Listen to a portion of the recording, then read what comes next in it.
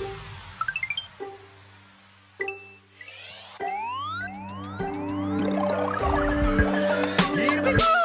everybody and welcome to the House of Mario, the South Australian Nintendo podcast that is back by a 120 Power Star rating. I'm your host Drew Agnew and the doors to episode 305 are open. Today on the show, welcome back Josh from Japan.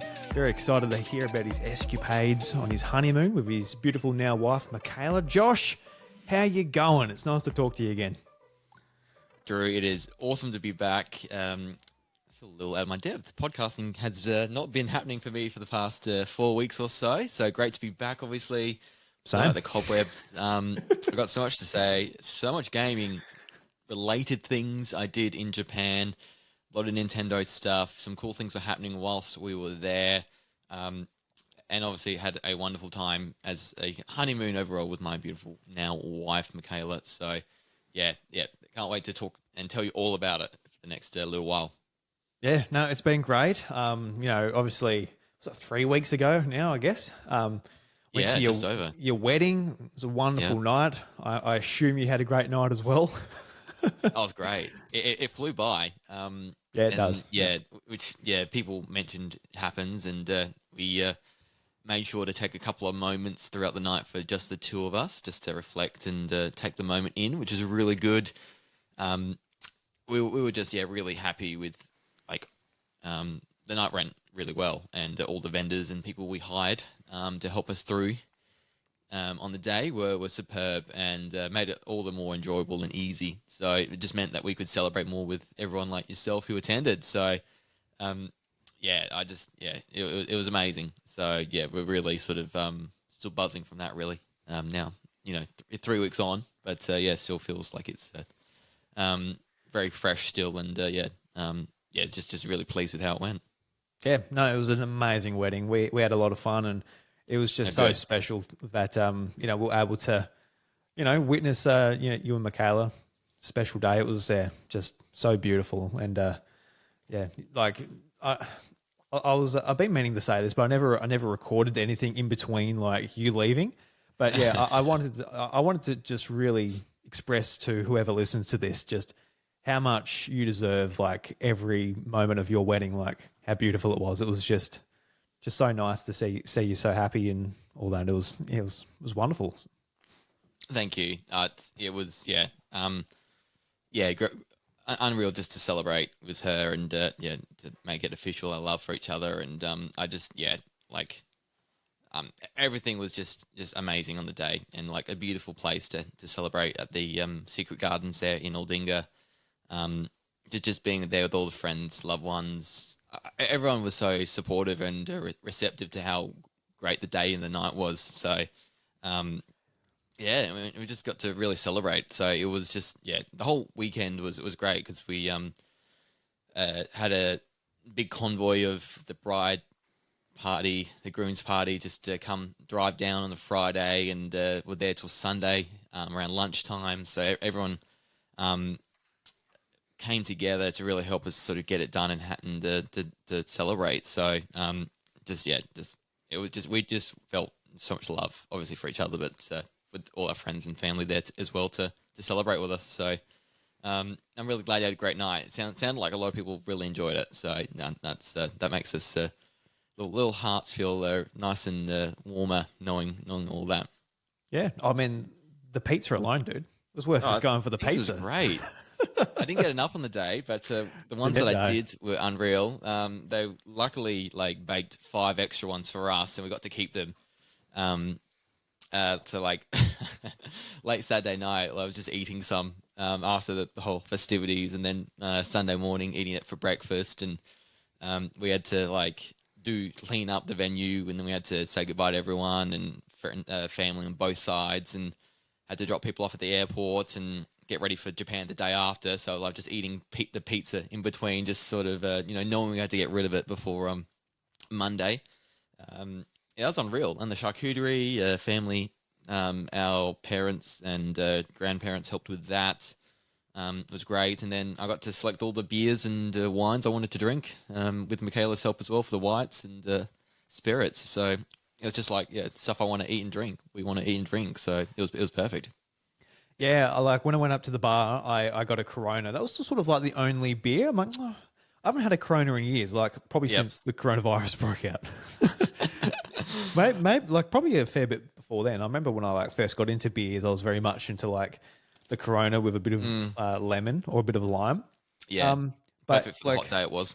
yeah, it was a hot day, and it was perfect. I'm like, these are going down far too well. I was pretty tipsy pretty quick. Nice, And nice. then that turned into drowsiness. I'm Yep. not quite used to it. Yeah, the acais were popular, which makes sense because it was a warm day, but it luckily cooled and was a bit overcast into the late afternoon and evening. Then the acais were popular after that, once the Coronas disappeared, and then I like Cooper's Sparkling Ale, which is not a beer you really should drink when it's hot, but it's like my favorite Cooper's beer, so I wanted it there. There were some brave people drinking it early on, but towards the end of the night, a bit better to have there when it cooled down. But yeah, then we had some zeros as well, and then obviously all the whites and reds and spirits along the way. You had some Fireball, didn't you? No, or did I?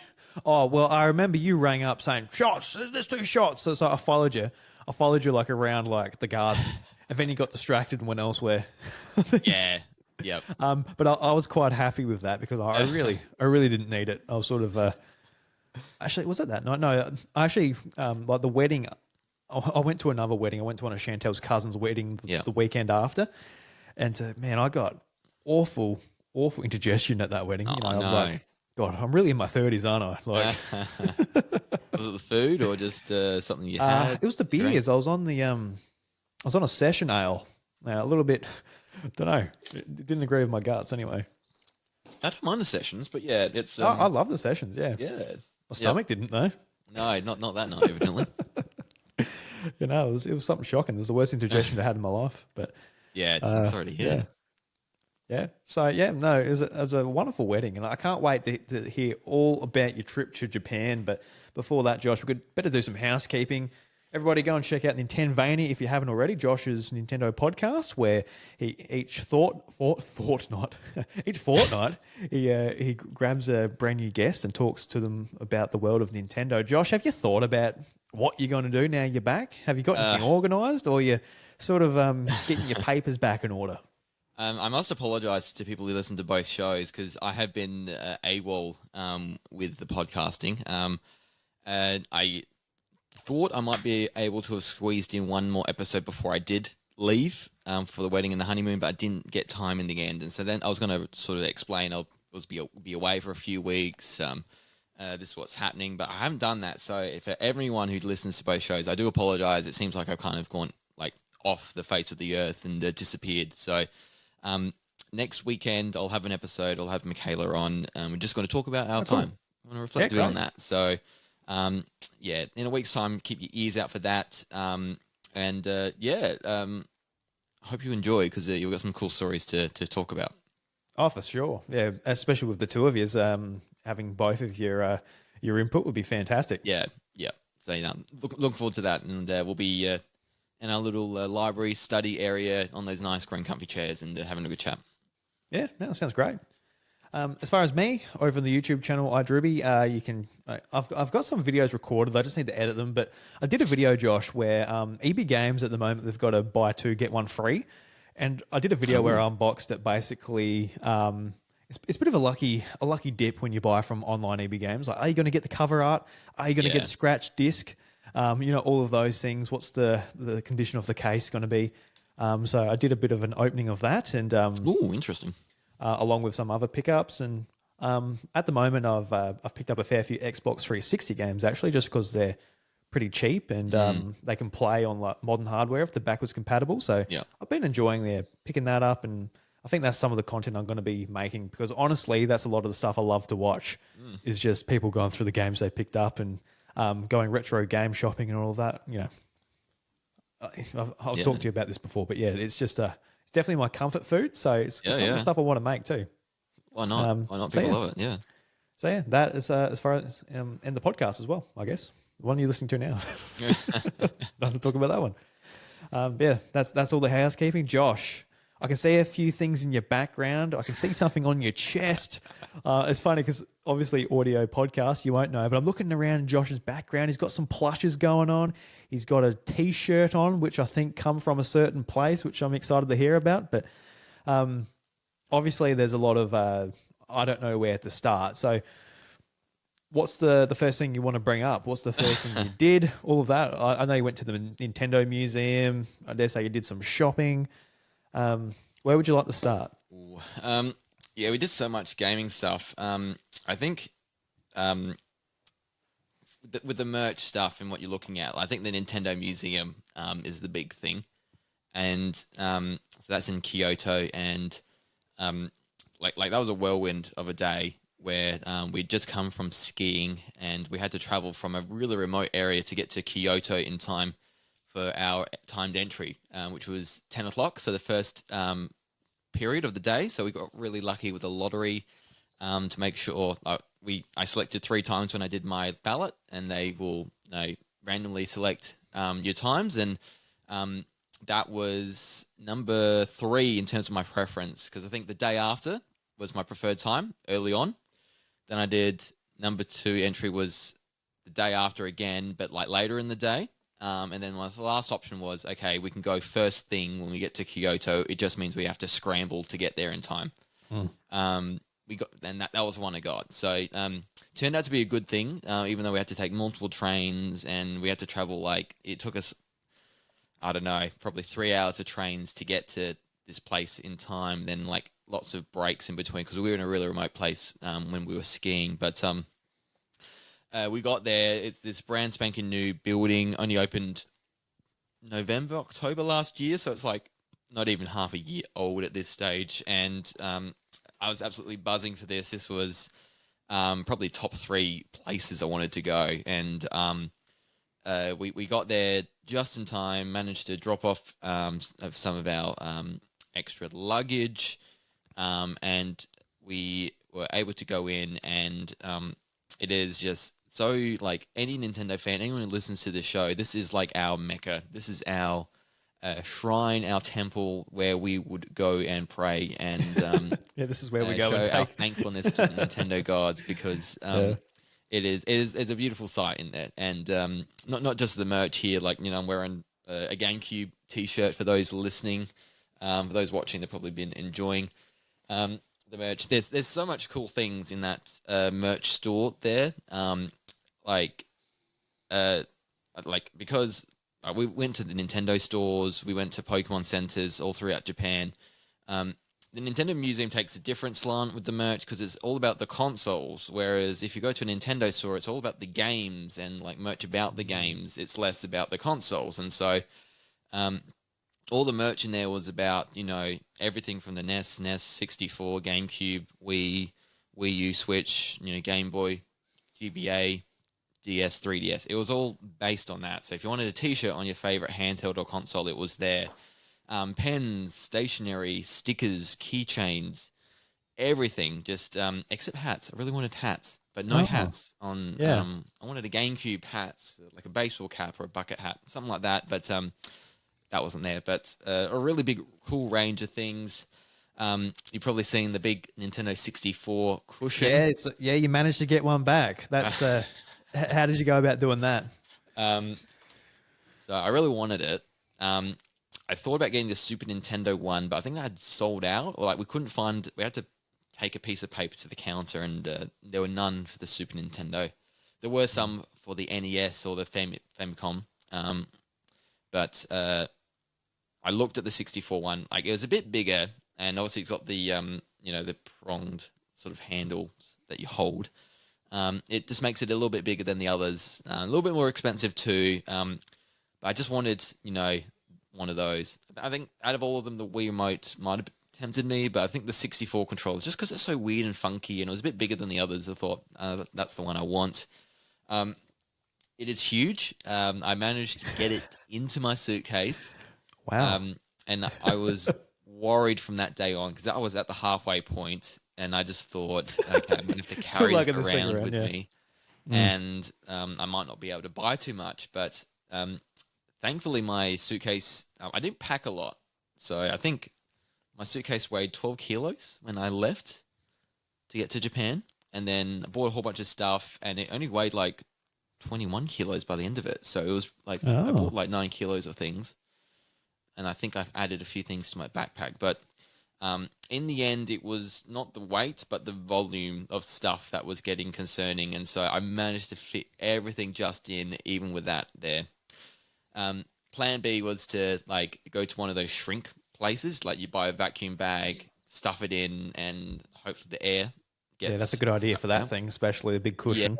it's pretty dense though, so I was like, oh, I don't know if it'll Oh. work. And then option C was to cut it open, Oh, get all no. the fluff out, and then come back here to Australia and restuff it again. But Did I you didn't consider just really- like sending it home, like posting it yeah, home? sorry, that was option C, and then it would have been getting the stuffing out. So Ooh, we did think for a while maybe we need to send Michaela's suitcase back home because hers was a bit older, didn't have the 4 wheels like mine did. She wanted to potentially get a new suitcase, so we'd send her old current one back home full of all our Nintendo goodness back to Australia, but we didn't need it in the end. She had 28 kilos on the way back. I had 22 or 21, so we managed to get in there pretty well in time. So so we got that from Nintendo Museum, the T-shirt. I got sorry for the pause. They got like a lot of cool like gacha kind of like you buy the box and it'll be a keychain of like one of these things on Oh, the that's screen. right. Yeah.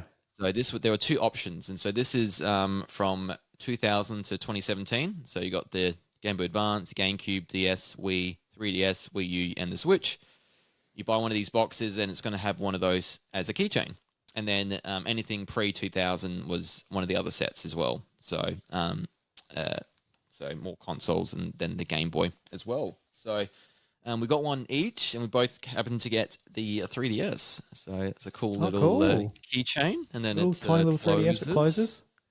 Yep, and it even does the whole not quite at a straight line, and then you can do it at the straight line. Yeah. And So you close both it. got a 3DS, Both- the same both- color. Both got the same color. Yeah. Yeah. So that was very cool, and there's a few things like that at other various Nintendo places. What else do we get there? We got a so the museum's obviously not just about the games, but also like pre-Nintendo, and so obviously talks about the toys that they were doing in the 50s and 60s, 70s, and then even before that with the playing cards like Hanafuda, etc. And we got some little soy sauce saucepans,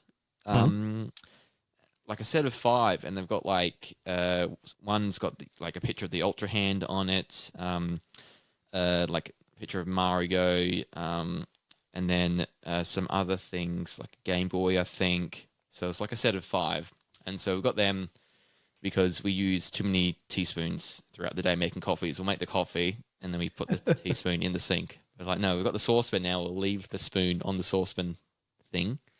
We don't need to wash it. So It's a great to we justify. got it for that. And then when we buy like Asian food takeaway, that we'll dip our soy sauce in that. So so that was very cool. Got one of those, and then I got something else. I got stuff everywhere, Drew. I got like Oh, I bet it's. just did trying very to well. like and then work out where I got it. I'm just very curious about like you said, like they got merch about all the systems. Can you get a Wii U hat and a Wii U T-shirt and a Wii U plush, or they try and ignore that one? They just No, concentrate- Wii U was hard. They went hard. No hats. Good. No hats there. I really like. That was the one thing I wanted to get, like a bucket hat or a baseball cap. I So you would've got can't that. get. Oh, sorry. Can you get a Wii U T-shirt? You can. Yep. So You, this you it's didn't just, decide to get that one. You chose GameCube over Wii U. I mean, GameCube's my favorite Nintendo console. I think, if it's not Switch. So like, by this stage, I had been to Tokyo, and I'd been to the Nintendo store. I'd been to Pokémon Centre, and I'd bought a whole bunch of T-shirts already. And so I got here and thought, I want more T-shirts, but I'm not ever going to wear them all. So I thought I'm just going to limit myself to one. So I bought the GameCube. I nearly wanted a GBA T-shirt because that was really cool as well. That had the indigo and then the white trim. So it was a really nice combo of colors. Yeah, just for audio listeners as well, I want to describe Josh's T-shirt because it's got the GameCube logo on it. It says Nintendo GameCube underneath, but his actual collar as well, it's got like the GameCube indigo around the collar, which you can see just like highlighted around his neck. Then at the bottom. And you see it on the bottom too, and it pulls up a little bit, but when you see it, it's just like a thin line. Yeah, very cool. It's very cool. I love this T-shirt. This is my first time wearing it. I actually opened it for tonight, and then I'm actually really enjoying it. So, yes, we did that. I think that was it for merch. We could have gone really hard, but by that stage, we're like, no, just like get things we really want at this stage, and not overdo it because we had a bit of like a few other things to do. We had like Universal later on, and so I bought a few things there. We made Hanafuda cards at the museum, so they actually had like these extra things you could purchase, like you could make the Hanafuda cards or you could play Hanafuda. And we wanted to do both, but at the time, initially, we decided just to make the cards. And so we made the cards. We're in this little workshop. We had an hour to do it, and there's a lot to do, doing the old school way to make the cards. And that was a really cool experience just to do that. It's like a bit of an arts craft session. Michaela didn't really know about Hanafuda, so I'm like telling her, explaining all the things. And I sucked at it, got glue everywhere, probably used too much paint at times, you're not meant to keep the colors within the lines like religiously, but I definitely smudged a bit too much than I should have. But that was a really cool experience. You don't have to draw it or anything, do you? It's just like putting it together. It's like stencils. So you got like 4 stencils, 5 stencils, and one's for each color. And you got to do it in a certain order. And I think you do black at the end or something, because if you do it at the start, it's going to like smear everywhere, and it doesn't look good. So we did like red, yellow, pink, purple, black, something like that. Don't think it's quite in that order, but so we did that. We had lunch at the cafe there, and that was not as Nintendo as I thought it would be inside. There was a cool like Zelda colored glass display, but outside of that, I felt it was quite generic and nothing too interesting. Whereas everywhere else felt very Nintendo to me. That's interesting. Was like the food themed or anything like that, or just no? It was, but just not like slightly. So it's the Hatena Burger place. So we've got burgers there. And then you had to line up, you scanned a QR code, and you sort of selected things that you'd wanted. And then you had a whole bunch of options. Right. So I got like a black bun with like, I can't remember what I got now. Wasabi beef I got. It was really good and had like these popping potato bowl things. It was yum. It didn't feel Nintendo-y to me in a way. I don't know. It was just I can imagine you just sitting at the cafe like, it's good, but it just doesn't taste Nintendo. You know what I mean, Michaela? You know what I'm saying, Michaela? Like it's just like it's a bit off. It's just like I can't taste Mario in this. I really expect it to taste like the metal from Link's sword. You know, the zinc. It needs more zinc, Michaela. We managed to get to the Pokemon Cafe later, and we were amazed by that because that was incredibly themed to Pokemon. So just as a comparison, we did the Nintendo Museum first, but I just felt it could have been done better. Just that's fair enough. Little take on that.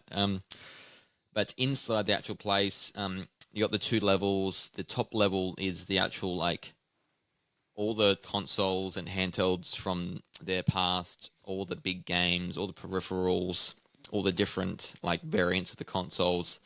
Got the massive console controllers and handhelds up above. Was that fun? I need to know about that. Amazing, incredibly comprehensive. We just spent hours. That was the place we were at the most, just looking at stuff.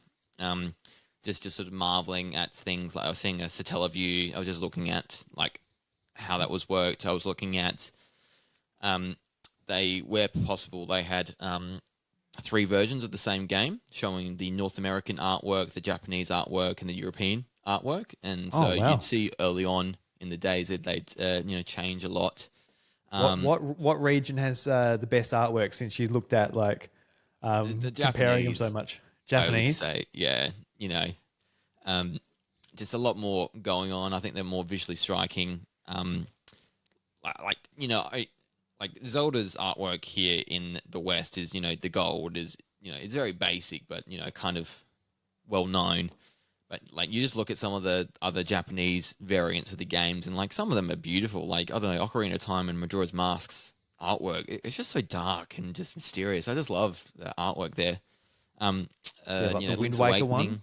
Yeah, Sorry? Wind Waker. Oh, sorry, just Wind Waker in Japanese. It's like, wow, it's so blue and beautiful. Yeah, that's But, right. like the one yeah. we got, just like Gold. it's The just boat. golded out. Yeah, with like Link on his boat.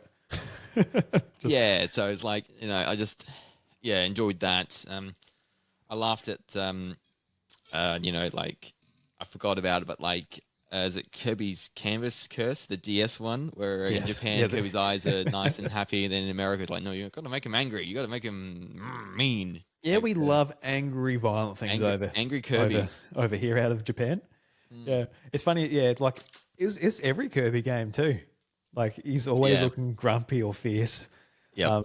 In the West, but In the West. yeah, Yep. So, like the variations were a lot bigger early on, but then like these days, like it's probably nothing really, if Yeah. anything. it's just we're a global economy now, George. Yeah, it's a lot more standardized across the regions now, which I sort of a little bit of a shame, but I think it makes sense, for efficiencies. So Yeah, it's interesting, like especially like with me at the moment, paying a lot of attention to retro gaming, and just like so many franchises just got different names. Like on the Nintendo side, Star Fox 64 over here is Lilac Wars. It's like yes, it's just why. It's just so many like other big changes too, where yeah, nobody would have known. But you can imagine doing that now, where it's people here like, what? Why is it different in the US? Why is it coming out yeah, that's right. 6 People months would know earlier about there? it more easily Yeah. and question it, whereas 20 years ago, pre-internet, is just like it was done You're for a none the reason, wiser. Yeah. certain moment in mind. Mother Earthbound, for example. But just that museum bit's amazing, and we even saw like early prototypes of like the Wii U gamepad, which was just 2 of those Wii U remotes next to like this tablet thing. I think there are photos on the internet of it. Yeah, there's even like an Water Asks, I think. Yeah, so I had seen it before as well, and but I saw that, if that was the only one, in person, and then a lot of different That's GameCube awesome. variations. It was very cool to see some of the older Game Boy, like after the original variations, before the light and the color came out. Just really, really like if you know what you're looking for and you spot it, like, oh my god, that's like so cool, that's there. But it just wasn't a lot of like explanation about it. It was very much visual and not a lot of like. I would have loved an audio guide. I would have loved like some more text to read about the history, because it's very much you sort of just look, and if you don't know what you don't know, you're kind of going through the place like, okay, I don't know what any of this stuff does. Yeah, But that's it's right. there, Yeah. and Like if your mum come along with you and she spends the day there, she's like, I looked at a lot of toys from when you were a kid. Like she won't actually learn they made a about lot it. of games, and they made a lot of There's a hardware lot of Mario things. stuff there. That's for I sure. don't know what they do. Yeah.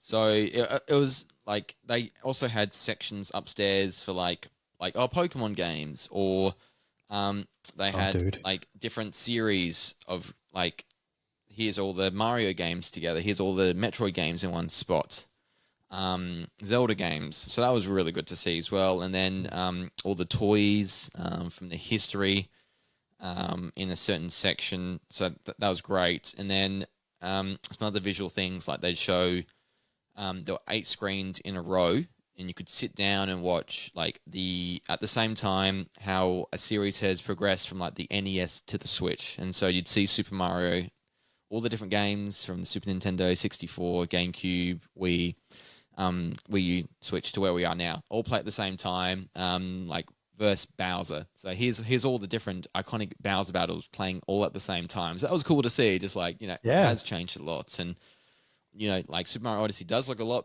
like, it looks amazing, doesn't it? Compared to like the previous entries. Like it's sharp. And so like you'd see that with Mario and Zelda and Fire Emblem. There was a bit of Kirby, I believe. They did Metroid. They're a bit cheeky. They did in between 2D and 3D Metroid, whereas the others were doing like just sticking to the one traditional kind of aspect. I suppose they did it with a bit with the others, but yeah. The funny thing with Metroid was for Switch they had a blank screen for Metroid Prime 4 Beyond.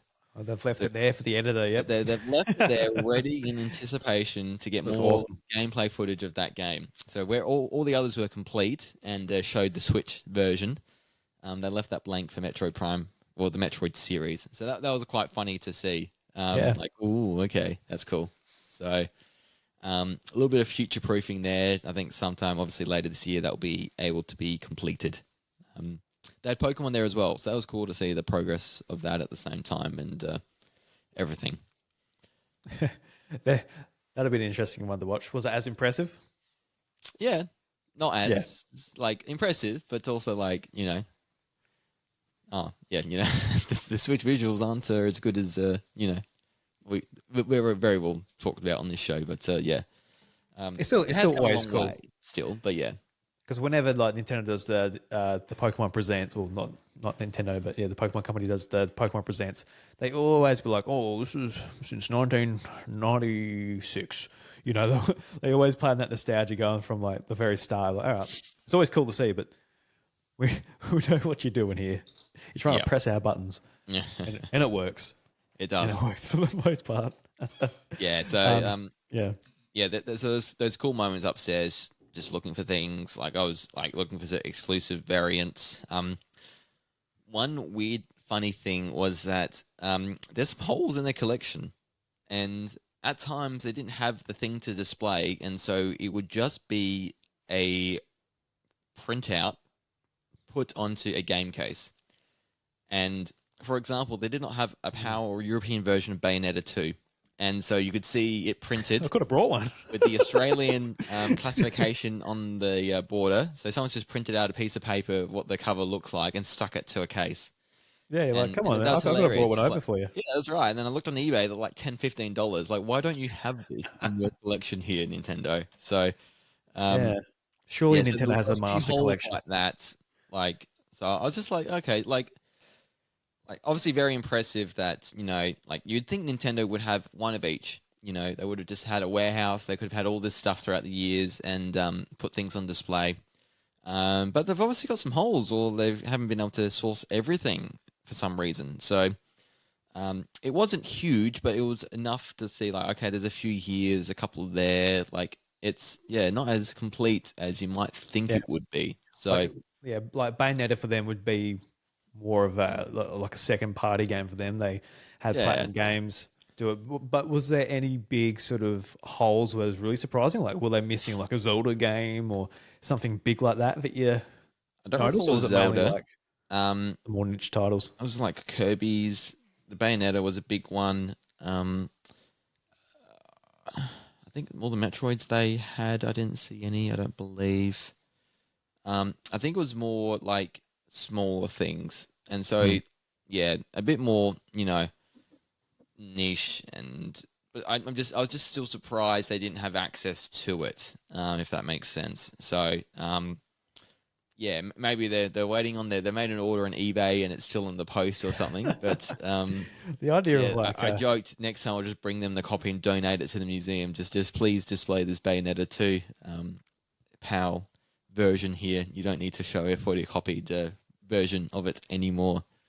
But yeah, I wish I could show you video, but we weren't allowed to record upstairs. They had a strict no photos, no video.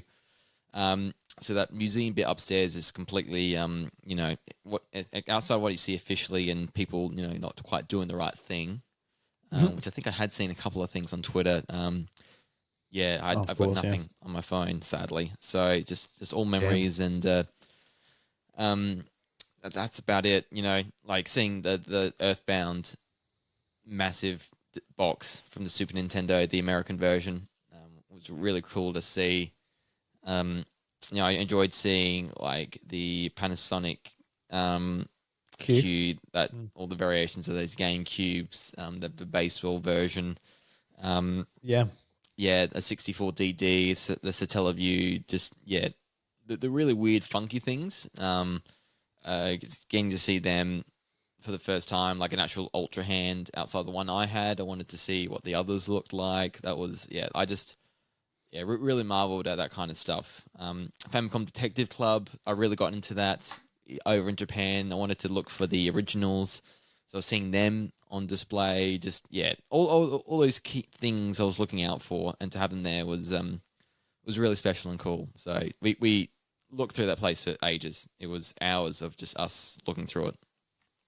I've got to ask you more about the oversized consoles. I want to sort of hear your experience, like playing with each one. But I seem to be fascinated with the Wii U. Did they do the Wii U? They had a Um, gamepad. they had a big gamepad. Yep, Yeah. So how did that go? I'm intrigued about that one to start off with. Was it it's just like huge. was it a Yeah. touch screen, or was it just like a big stick? Ben, like Michaela had to go all the way over to the other side and use the other stick. Oh, you mean the ones you can play with? Yeah, like Okay. the oversized consoles. Yeah, so we had the ones oversized above us in the top level, Hmm. which we couldn't reach. But then downstairs, yeah, they had the games area. So this is Oh, where you okay. could experience things a bit more. Yeah. Um, I don't recall seeing a gamepad downstairs. Yeah. There Because was a NES, 64, SNES, a Wii remote. I don't recall seeing a GameCube. a Um, massive GameCube controller would be awesome. would have been awesome. There wasn't Yeah. one, I don't believe. Um, So I think it was just those four: NES, SNES, 64, and Wii. I don't believe there was a GameCube, unless I missed it. But Damn. um, so the downstairs bit, there's a whole bunch of games you could do. We got in early, and they recommended us just to do that first because throughout the day it just builds up and gets busier and busier, and then the top bit never like it gets busy, but you can still traverse and Mm. get through it without a line. And so downstairs, you get given a card, and so this is mine here, and it had 10 coins preloaded to it. And so depending on the game, it would cost a different amount. And so you had to sort of like you couldn't play everything, so you had to sort of pick and choose the experiences you wanted to pick, which was a little sucky because when we got there in the morning, there were no lines, and we could have just kept playing games, and we could have done Yeah. them straight away. But I kind of get it to just get through things for people and not create too much like You can't put lines and like more chaos. credit on it or anything like that. You just Yeah, got I what you really got. wanted to add more coins. It's not possible. So Put $200 on it. Just like yeah, fuck so it. we had 10 coins, and we spent 4 of them on the NES Zapper, the SNES Super Scope game, Oh, where wow. there's a whole bunch So of people playing, and you got to shoot the interactive screen, rack up points, all that kind of thing. I took the Super Scope, and I should not have done that. Michaela took the Zapper, and she beat everyone. She won that game. Was a real sharp eye with that one. The Super Scope was not my friend. I was not doing very well with that in the end. But that cost 4 coins. So out of our 10, yeah, that cost 4. That was the big that's one rough, to dude. play. That's Um, a bit yeah, rough. It limits you a fair bit. it was good. It was good. I enjoyed it. And then we played Super Mario 64 on a massive Nintendo 64 controller. So the first part was to collect 50 coins as fast as possible. So I had the controller stick, and Michaela had the buttons, the A, B, and then the C Oh, stick to control the camera. So we managed to do that in time. it's like an NES remix, but Uh, like for Mario 64, I give you like a little challenge. Yeah, It's so interesting. so that was Yeah. fun.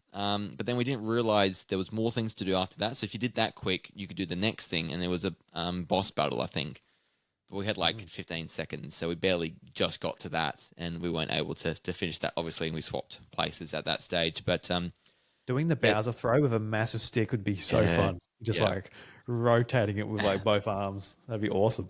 So that would have been fun. If we had next time, if we had more time and got better at it, we might have been able to do it. So no, we selected that one out of the other games at the time. The Wii remote would have been cool to do with emotion, but no, the 64 was pretty iconic. So that was great. So that cost us 2 coins, and so we were only down to 4 at that stage. Yep. We did. So Miyamoto, how he goes into that cage and he hits the baseball bat in the direct, and if you hit the bowl and hit one of the items on display, some of them will move around, some of them will do different things. So when I went in the same room that Miyamoto did, and so I tried to hit them. I kept hitting them, but I just couldn't hit the items, and so I think I only hit 2 of the things. It would be so hard to hit the items. Yeah, so I think I hit the bottles that spin that say Luigi, and then I think I hit one of the Pikmin vases, and that was about it. I kept hitting them and hit other things, or just hit the wall, really. So that was still fun. Michaela did one of the other rooms, and that was cute too. They're all different themed. There was like a bathroom, like a dining area. I think mine was in a lounge room, and there was another room that I can't quite remember. But that was really fun. I just you had a broom at the end, and you had to like sort of sweep it because it had a slightly slanted floor, and so if you swept it across the line, which you couldn't cross, it would eventually get to the end of the room and down a little gutter, ready for the next game. So that was another 2 coins, and so I think after that we selected we did like a love tester based on the love testing game toy that Nintendo made. It was like 3 challenges that Michaela and I did. You'd see yourself on a screen, and so you'd have to move the love tester, like dodge things, and things like that. And the game was all right, not too bad, but we didn't realize a few things quick enough, and so I think our games got cut a little short because of that. But I appreciated like how here's a toy that Nintendo made. How can we turn it into a game here? And they did that really well. And they managed to capture some photos for us. And so you're able to, once you go to the museum, they'll send you a link and you can access some photos of your time at the actual museum doing some things. So there's some cool photos of us playing on the massive 64 controller. How much did that cost you?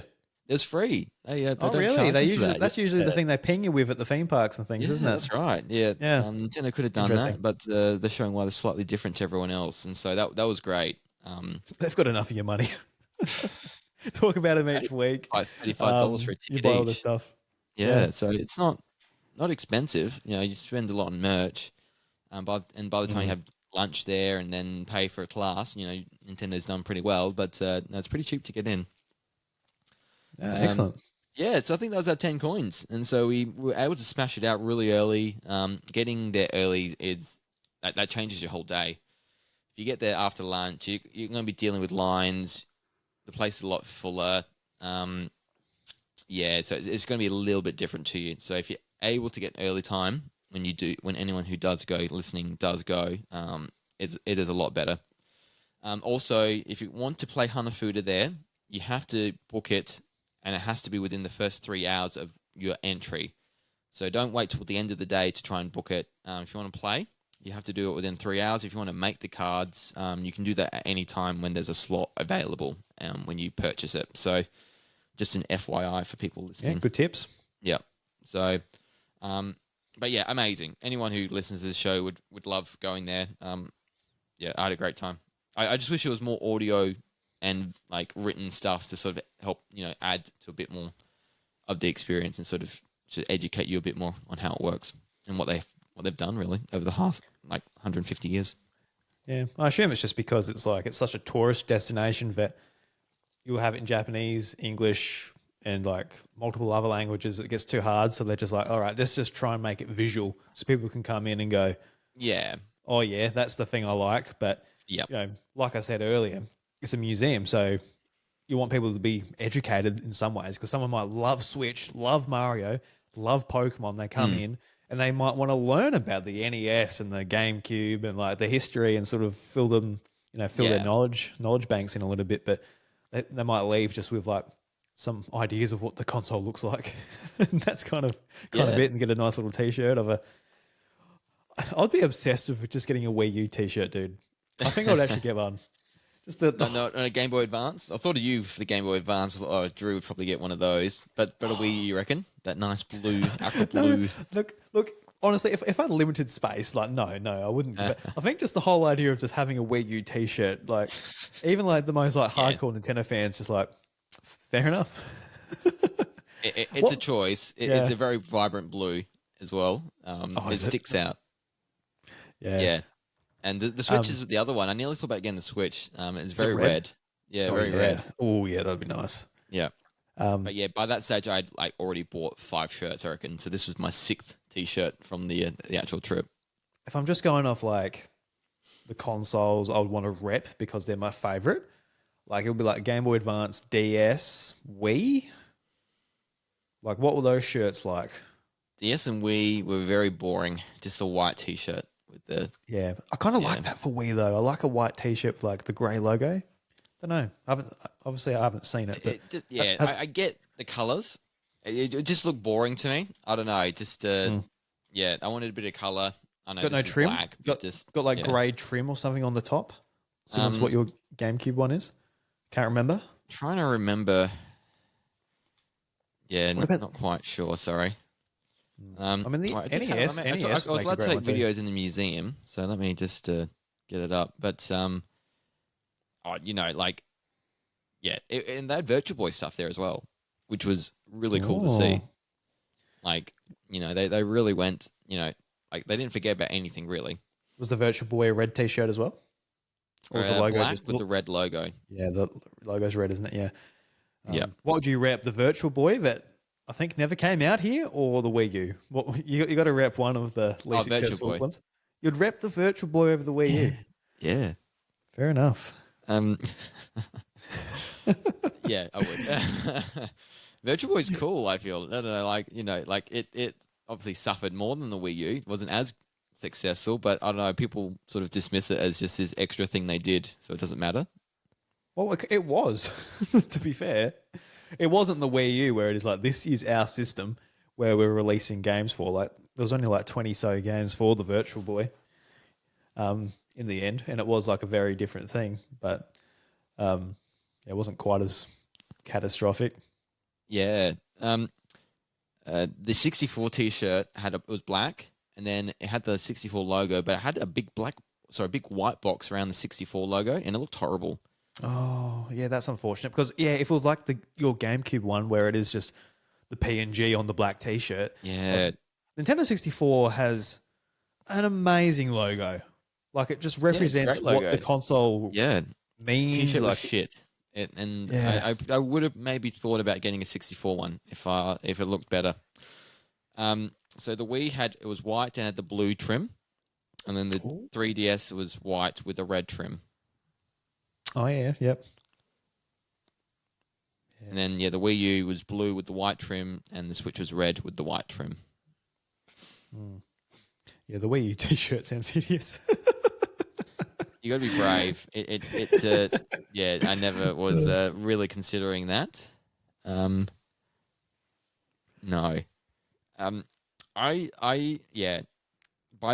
If I went back again, I would think about getting the disc system yellow T-shirt. I went on a bit of a had that too, did it? yeah. They're Just one like of those. I old went T-shirt on for such it, a yeah. cool. Like I didn't really know a lot about the system, but went on this such a cool journey throughout the 2 weeks, just learning about the Famicom Detective Club games. And so I was looking for them when I went to like Super Potato or like retro stores. Mm-hmm. And so I was able to get these. This is the very first game, and I did not know this, but they were in 2 parts. So there was 2 games, and each in 2 parts. So there's 4 Oh, okay. of these to get. I did not know that at first, and so I got 2 of them thinking it was done, and then like, no, you got to get the other part 2s to complete it. Like, okay, so I got that for like 1,700 yen, which is about $18 Australian. So that was really cheap. So which one's that? Sorry, it's just a little bit blurry for me on my end at the moment. So this is part 1 of The Girl Who Stood Still. And that's just the cartridge, is it? Is that what? I'm looking at. So this is the case, and inside will be a yellow like floppy disk. Yeah. So it's something like this. It was a disc system game. Gotcha. Yeah, yeah, Yeah. cool. And so the actual disk system, you'd have the Famicom computer on top of it. You got the Mhm. disk system underneath, Yeah, yeah. and you put the discs in, and you use the Famicom controller. Yeah. Oh, sweet. Yeah. So I just like I saw them around. I nearly bought one, but it was just at that stage it was space, and would I Dude, that really would be use a sick to Japanese? have. Sorry. That'd be awesome to have. How much were they? About $100 for the actual disc system, but then I'd have to buy the Famicom to put on top of it, and that Yeah. was around $100 as well. So it's going to cost me Oh, dude. $200 all up. Oh, that's all right. That's a wonderful souvenir. Next time, maybe next time. I love these discs, man. And then the Nintendo at the bottom. I Oh yeah, bought a yeah. keychain from Nintendo Osaka, I believe, in the end. And so this was like a keychain. Oh, it's the same thing. Yeah, it's the same disc, but this is the Metroid. Yeah. So that's the Metroid logo there, and you get 6 different options. It was like a gacha thing, so you didn't know what you were going to get inside. No, you Very got a lucky to Metroid get the one. Metroid. Well You done. can put like a card inside, so you can put like your Metro card or a credit card inside, and there's room for it to Oh yeah, fit in. like a little Ridge wallet thing. Yeah, so Yeah, it's a bit too big to add to my keys. yeah. It's a bit much for your pocket, probably. Yeah, but I went to Super Potato. I was able to get. I think this is part. This is part 2 of the first game. I think. I don't know what I bought. Effectively. Now let me get the image up. No, sorry. So Just this read is it, part Josh. 2 of the first game.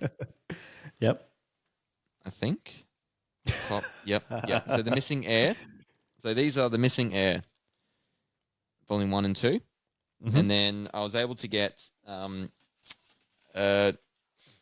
the girl who stands behind Volume 1. But I could only find the actual disc for Volume 2 and not the case. Okay. I Yeah. found it later, but it was a bundle deal. You'd have to buy this as well. And I thought, I don't want to buy that again. So I've Just got go all back. 4 discs. This just doesn't have the case. So that will Yeah. be next time. So yeah. So I own some Famicom Disk System games now, which is cool. Yeah, that's really cool. Yeah.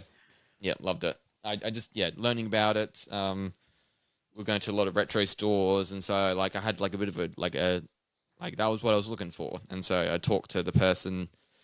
A lot of them, the English wasn't great, so we'd have to translate a bit. And Michaela helped a bit, like sort of identifying. I can't remember the word she used, but you know the typography, what the Japanese language symbols looked like. She was able to find the pattern of it because the first one looks like a sideways U. So looking for that, and we're able to find some for our little hunts. So that was great. Yeah. So when you were going to Super Potato and these retro game stores, did you have like stuff in mind that you wanted to get? Like obviously the Famicom Detective Club series, it's something that you're on a kick for, so you actually wanted to find each volume. But what were some other things that you got? And I dare say Michaela got some stuff as well, which I'll be interested to hear about. Or she not? Yeah, so Might not be into retro games, I don't know. But I think I told the list last episode. I reckon I told you the list of things I wanted. So first one was a Wavebird controller. I did see one. It was very expensive, so I passed up on that. Earthbound and anything Earthbound related. So I was able to get Mother 3 on the GBA. And I think it's there in the video right there for those listening. So it's there. Red box with Mother 3 on it. It's in very good condition. oh, beautiful box and everything. Yeah. Yeah, it's got everything on it. So the Awesome, dude. I think a fairly standard price. Got it from Super Potato, so it wasn't cheap or anything, but it was, you know, nothing exorbitant when I was seeing it on eBay. So Did you just go to like the main chains, or did you like go off the beaten path to like some more like mum and pop shops that might not be as much of a tourist trap type of thing? we did a bit of both. Yeah, so the Super Potatoes, whenever they were in like tourist spots. There was a Sagaya in Kyoto, and that was amazing. That was the first store we went to, and they had a really good range of things, and the prices were decent. So that was really cool. And so I bought some DK bongo drums there. Oh, cool. You fit them in your suitcase, all right? I did. Yep.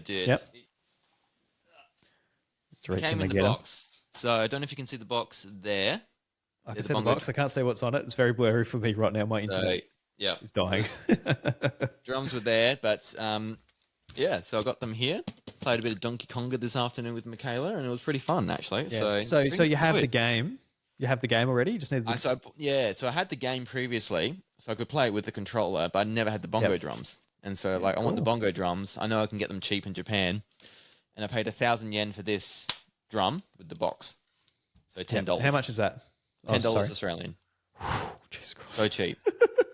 So cheap, man. Oh, There was Man. another one for 400 yen, so $4, but it wasn't working. So I'm like, I'll pay the extra $6 to get one that works. yeah, probably. If Yeah. you want to use it, it Yeah, probably correct. makes sense. Yeah, so it works. Tried it out. Very fun. Very fun. I'd love Nintendo to bring out Donkey Konga again for the Switch. Yeah, it'd be great. Yeah, I love it. There's something about actually having like that peripheral though, like, because those games they did come out on Wii with like the new play control line that they did on Wii, and you can use the Wiimote nunchuck, but Yes. it's not the same as actually like hitting a drum, you know? No, it's not the same. And it's got a microphone, so you clap and it detects it. Or you can just tap the side of the drum set and that registers as a clap. So yeah, it's good.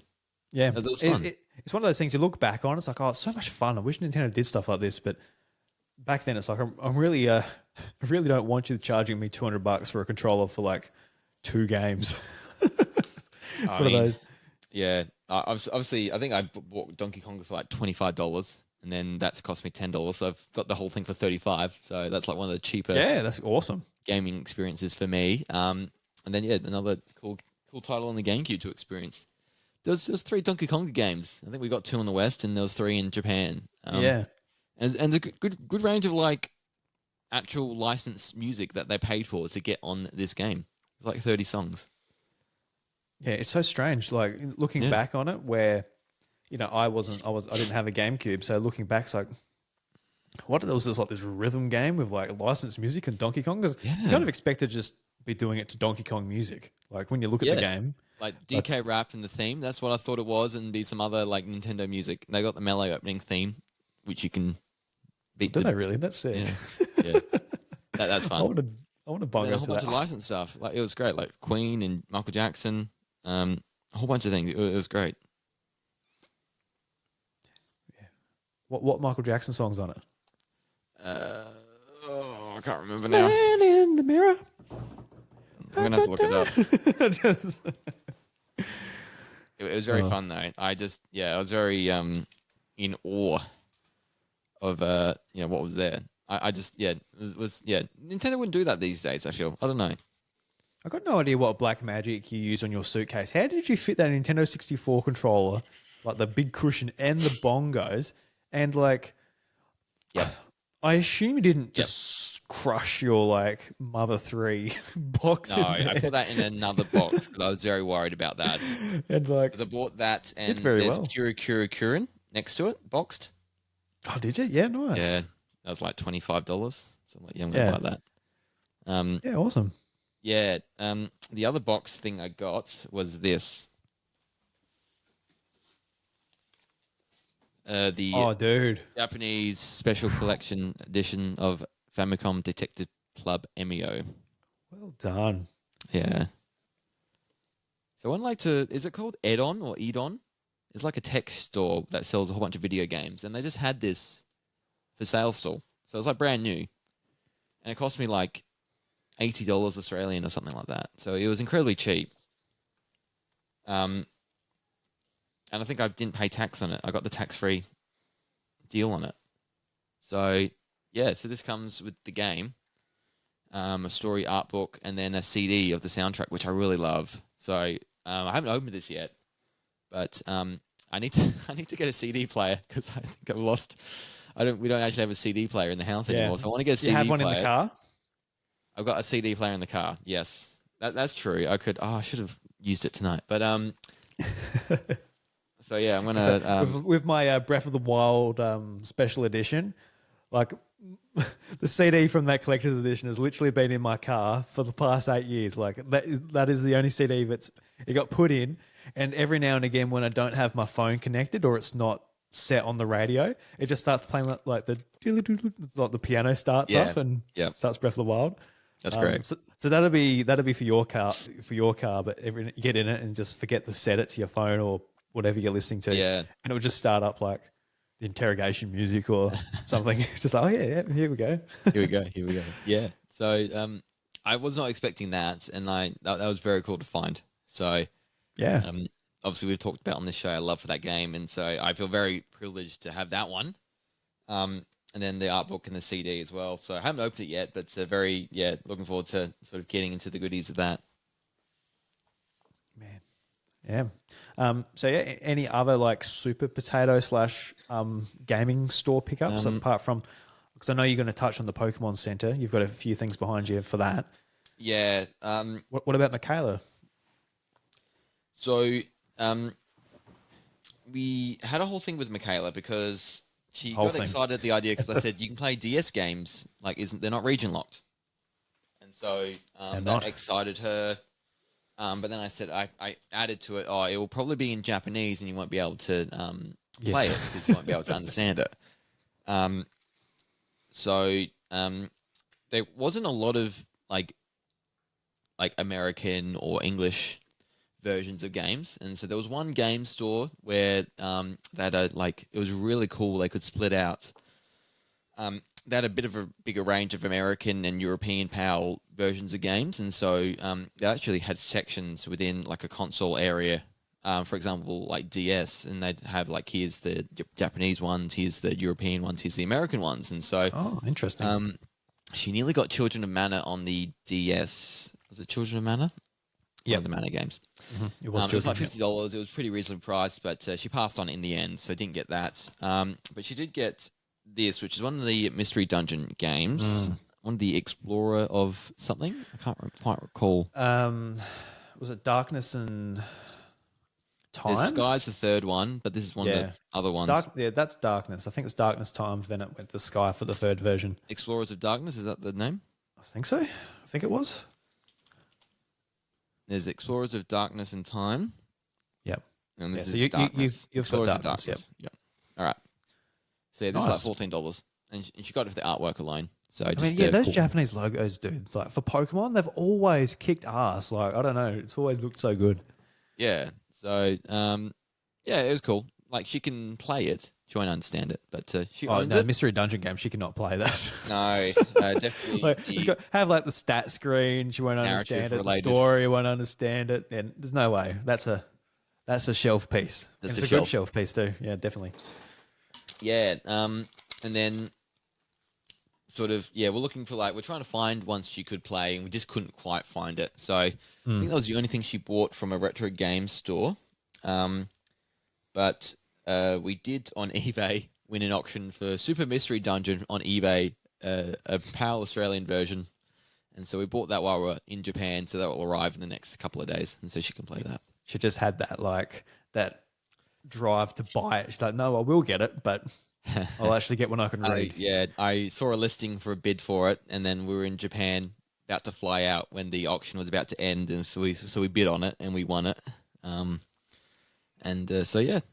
She sent me the Haven't money. played Super Mystery Dungeon. I hear it's great, but we were watching videos when overseas. yeah, because there was a couple of Pokemon Mystery Dungeon games that didn't score that well. Yeah. And it put me off. But the other games in the series that I love as well scored poorly as well. So Yeah. maybe I just shouldn't have let it sink in. But Okay. I don't know. The videos we watched said that this one's like really, really good. So Yeah. I don't really know about the Mystery Dungeon games. Like I know about the first dual release because it had the remake on Switch. And I played that a bit, but everything else since then, I'm just like, nah, never really sort of Yeah. The known about Explorers of Darkness and Time has an amazing story. yeah. Like just phenomenal. Like just Okay. just the characters are awesome. There's like Yep. there's a super awesome twist in the game, which Hey. just has you speechless. Like, fucking, it's amazing. Like, it's Yeah, nice. because like the first one's like a sweet little story, and it's nice, it's cool. Mm. There's bad guys, there's rivals, there's all this. It's neat, but yeah, the second one just takes it up that level, Yeah, cool. which is cool. I've heard the similar things about Mystery Dungeon as well. Oh, Super Mystery Dungeon, Yeah. Yeah. and I do have a copy of it. I need to slap it in something. Maybe I should play it with Michaela. Play it, alongside her. Yeah, do it. Talk She'll about get it it this sometime. week. Yeah. I think she's keen to dig into it straight away because yeah, we're watching these videos and just like how good it is. She really wants Explorers of Sky, so like the Emerald of that Explorers trilogy. That's really I was expensive, but we'll keep an eye out for it. I was so lucky with that game, dude. I You remember. got it? I do. Ooh. Because I played Explorers of Time. I played it on my R4 card at the time when I was a kid, so I got a naughty copy. Oh. And then I was in EB Games, and I was going through, and I found a secondhand copy for like $40, like at the time. I'm like, ooh. And like every now and again, you find some gems in EB Games in the secondhand thing. Yeah, It was like you do. beautiful condition. So yeah, I'm very happy I have that in my collection because I never ever see DS games anymore. Like never ever. Like I see the bad ones, I see the shovelware, but it's unbelievable. Like especially the Pokemon games. I was in Cash Converters the other day, over the weekend, and I was looking in like the glass cabinet, and of course all the Pokemon games are in the glass cabinet, and they'll charge like Pokemon Soul Silver, like not with the cardboard, not with the Poker Walker, was $370 just for the game. I'm Wow. like, Christ Almighty! Wow. I like that. That's a like Soul Silver. I initially bought Heart Gold, and I think like towards the end of its print, I remember in Target going to buy it, and I'm like, I sort of like grit my teeth a little bit. I'm like, I'm buying the same game again, and this could be like a completely new experience because $60 is $60 when you're a kid type of thing. Yeah. But holy shit, I'm happy I bought it. So like I bought it, and I barely touched it. I left the Poker Walker in the box. I like took the Did so game well. out. I took Yep. the game out really gently because I played Soul Silver, but it's in pristine condition. And now it's like if the game by itself is almost $400 at a Cash Converters, you don't imagine what the cardboard and that's worth. It's Oh man, it's crazy. Like, That's crazy. why at the toy fair last year I went and bought like protective cases for them. Yes. Because there was another Cash Converters I went to like a few weeks ago, and there was a box of Pokemon Fire Red, and it looked like it's been eaten by mice. Like the top of it was just like I think probably literally was probably eaten by a rat or something. And like they had like $500 and something on that. Like the prices are unbelievable. Like Yeah. Yeah, and then like it was interesting because the games were cheaper in Japan, a lot of them, but like Pokemon wasn't much cheaper. Like that was expensive still, and I don't know if like because we were mainly in tourist spots, but then we go to other places and the prices were I think a little bit better. But I think there's a bit of like I think I've heard a lot of like Westerners coming over, buying a lot of the stuff, and I don't know if a lot of that's caught on and the prices have gone up to reflect that in a way. it probably has, yeah. Yeah, so I don't know. I think that's why I enjoyed looking for stuff that was not sought after. I don't know, like doing the Famicom Detective Club stuff, I could get them so cheap. It was a bit of a quest, like, and we found them in the end, and it was just such a cool little thing. But anything Pokemon related, anything like Mother 3, they know Mother stuff. They know like people want from the West because we didn't have access to it. I think the prices reflected that a little, and obviously this didn't sell as well. Metroid stuff was expensive there. That was like like I thought about getting a Game Boy version of Metroid 2. Always, none of it was cheap. It would have cost me like $350 or something like that. Which I think I'd rather pay a similar amount to get one that I could play In English, yeah. even though you don't really need the language as much in Metroid. But yeah, it was a lot of, I think they've caught up a bit, and so if you went off the beaten track, you're going to go to a smaller store, so the range is not quite going to be as good. Like these Super Potatoes had a lot of cool stuff, like like you can diss them for like their prices, and that's fair. But they had all these cool things. Like you could buy a Virtual Boy there if you really wanted to. The Sagaya one in Kyoto, that was a little bit off. Like it's still in a tourist area, but a little bit of a walk. But that had the best range, and it had reasonable prices. So that was my favorite store, and that was the first one we went to. So maybe it was a bit of bias, but I saw a Virtual Boy there for $650 Australian. So I think that's the cheapest I've ever seen it in a box. And so that was, if I was ever going to buy one, it would be there for that price. A box, yeah. Maybe another time. Because I'd love to own one of those one day, but it wasn't going to be this trip, that's for sure. I wouldn't have been able to fit it in. Yeah. And there goes a good amount of the budget for the honeymoon. Correct. Your money was tight to begin with. Yeah. No, it all sounds great, dude. I'm happy. Yeah. You know, you come away with a few good purchases. Love that.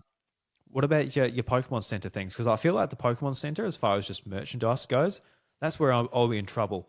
I'm lucky because they opened up the Australian like online store, and when it first opened, I looked at the range and it was like there wasn't much. I'm like, oh, thank God, so I can see myself buying like so many plushes and bloody t-shirts and all this stuff. Like, oh, it'd be amazing, but like, oh yeah, I've got so many favorite Pokemon.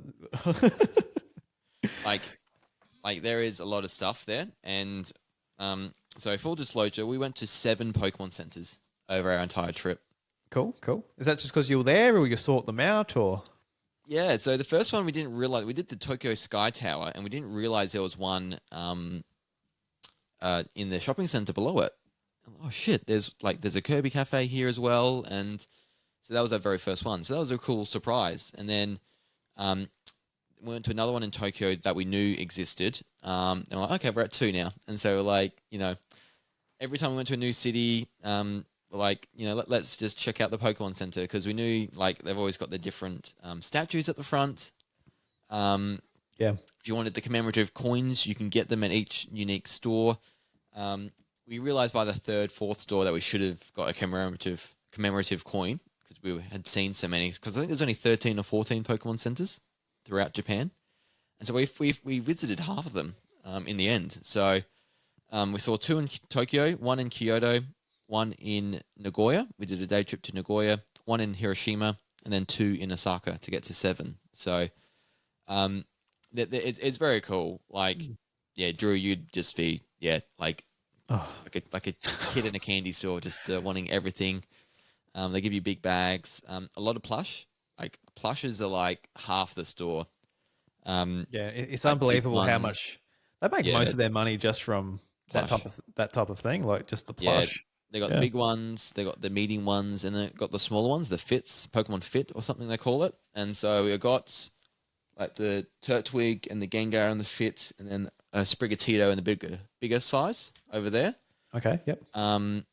So I bought the 3 Sinnoh starters, 1 for me and each of the other 2 for my 2 brothers, because we each usually that's cool, I select dude. grass, Yeah. Nick selects fire, Tom selects water, and so that was one of the more memorable ones for us that generation, because we really all loved the final, like the starters obviously, but the final evolutions. So that's their gift when I see them next weekend. So if they're listening to this now, they know what they're getting. But I'm sure they're tuning in.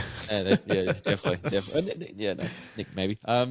So that was fun. So I bought the plushes mainly. I got socks. So I got some cool socks there. Don't know if you can see that well enough. I can, yeah, that's cool. On your I've got the name of the Pokemon, honestly. I forgot the name of it, but he loves coins. What's the coin Pokemon called in Scarlet and Violet? Completely forgot. Yeah, I feel bad for not remembering. I feel like an old man. I feel like what I usually mock. Usually I say to like Chantel, like, what's the name of this Pokemon? She's like, I got no idea. I'm like, it's Treecko, because it's a tree and a gecko. I don't know. But now I'm like, I don't know. Yeah, I'm gonna have to look it up in here. Because I'm good with the starters in the newest region, but that coin one's eluded my memory, so I'm gonna keep. I got to be honest. Scarlet and Violet, 1,000, like, isn't it? Or the evolution? Yeah, the 1,000th Pokemon. Yeah, its evolution is maybe. I think. Yeah. Yeah. What is it? What is it? Who's that Uh, gimme, Pokemon? gimme Ghoul. Gimme Ghoul. Oh, yeah, Gimmickle. Yep. And then it evolves into Goldengo. Okay. I remember Gimmickle. I don't remember the name of Yeah. what? Goldango. Is that what you said? Goldengo. Goldango. Yep. There you go. Cool. They're like ankleish, a bit higher. These socks are my favorite though. Oh, now we're talking. Yeah. Yeah. The Pokemon red, blue, yellow. Main character red. Yep. Yeah, the sprite on it. Beautiful socks. Yeah. Oh my god. I'll chuck them on my feet, I reckon. Yeah. So this is like the fourth or fifth store we went to. Like, because by that stage, like I knew most of what the merch looked like, and I bought like some Johto, Lugia, and Ho-Oh socks. Matching socks. They're in the wash at the moment because they're dirty, but they were very cool. But by the fifth store, I had not noticed these.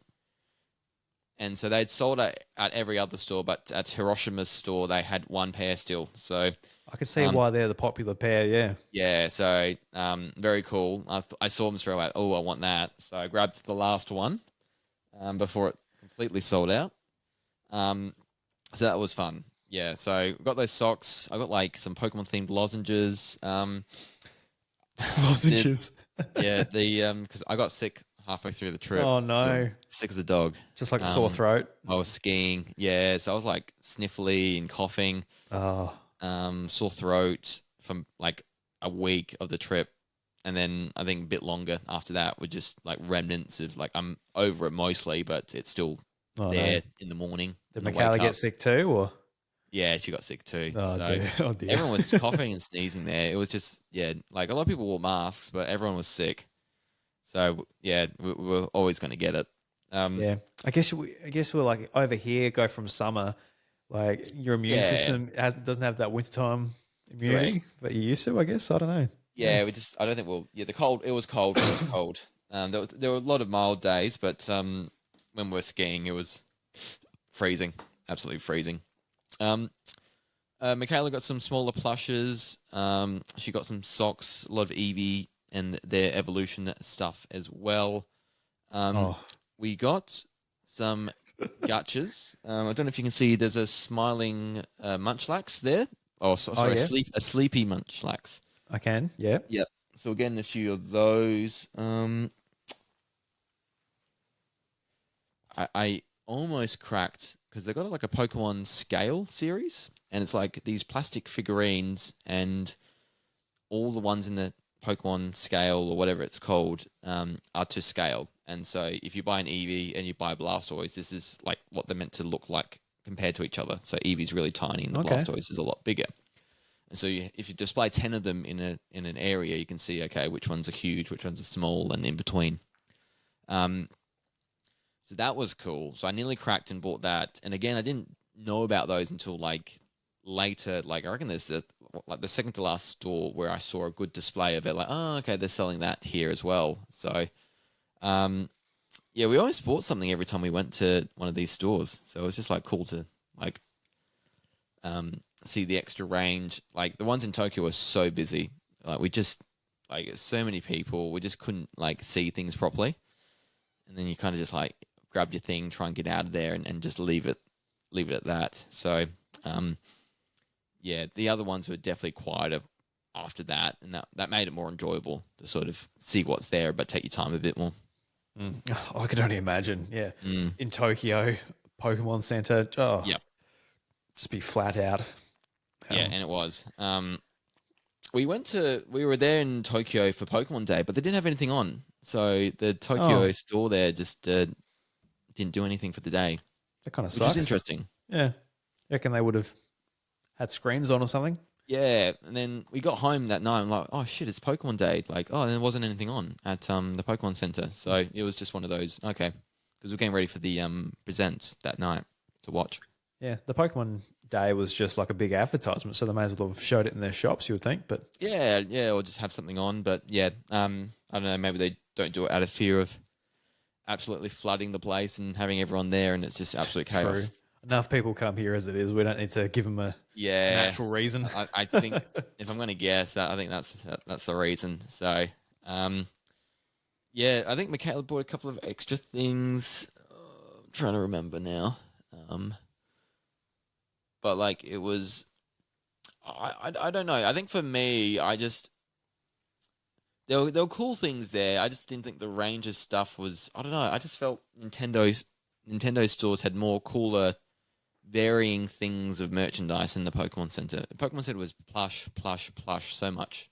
Like it Yeah, was, and then trading card game, and then a little section to buy the actual games, and then figurines and things like that. So, um, yeah, I think I preferred Nintendo stores merch better.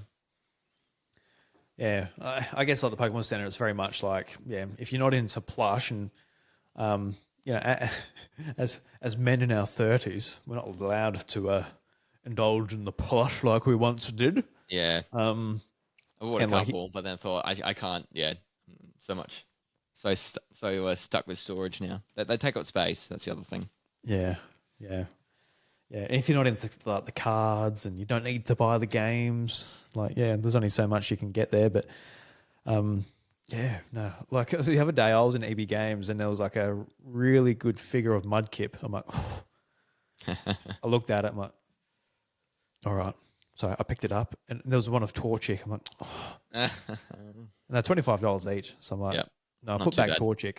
It's funny, I would have bought Torchic if there was a Trico. So I have like the set. So Yeah, there was no Trico, so I'm like, all right, I'll put back Torchic. yeah, Because just got one. if I get Torchic, I'll be like, fuck, I don't have the set. But I'm so sure I just Trico exists. I'm sure it does, doesn't it? I couldn't find it, but I didn't look that hard. I didn't Okay, want to know. You know, surely. at the end of the day, I don't want to know. It's I for don't the need to best. save the $50 on the little bits of plastic. Or 75. Yeah. Oh, 50. Yeah, because you I got still one. got Mudkip. Yeah. But yeah, I really like it because it just smiles back at me in front of my TV. I like it. So yeah, you can imagine me in a Pokemon Center, but well, Mudkip, Torchic, Trico, Latios. That'd be cool. Who else would I get? I think they're like the five I would want as a plush, like those whole end Pokemon. But then they'll be like, I'll see Groudon, Kyogre, Rayquaza. I'm like, well, let's do all the whole end Pokemon, you know. I But saw I'll see like, oh, a Rayquaza Wurmple. one. I didn't see Groudon and Kyogre. Yeah, I'd imagine they would. Yeah, Rayquaza would be more popular, I guess. Yeah, I would have thought so. Probably. Maybe. Yeah. So yeah, I'll definitely be in trouble.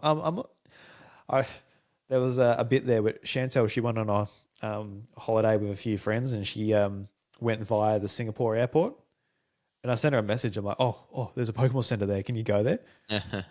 And she's like, oh, it's like on the other side of the airport, and it's like basically a city. This airport. I'm like, oh, fair enough. Yeah. But yeah, I was like, oh, Did you tell what you needed, like plushes, or what were you after?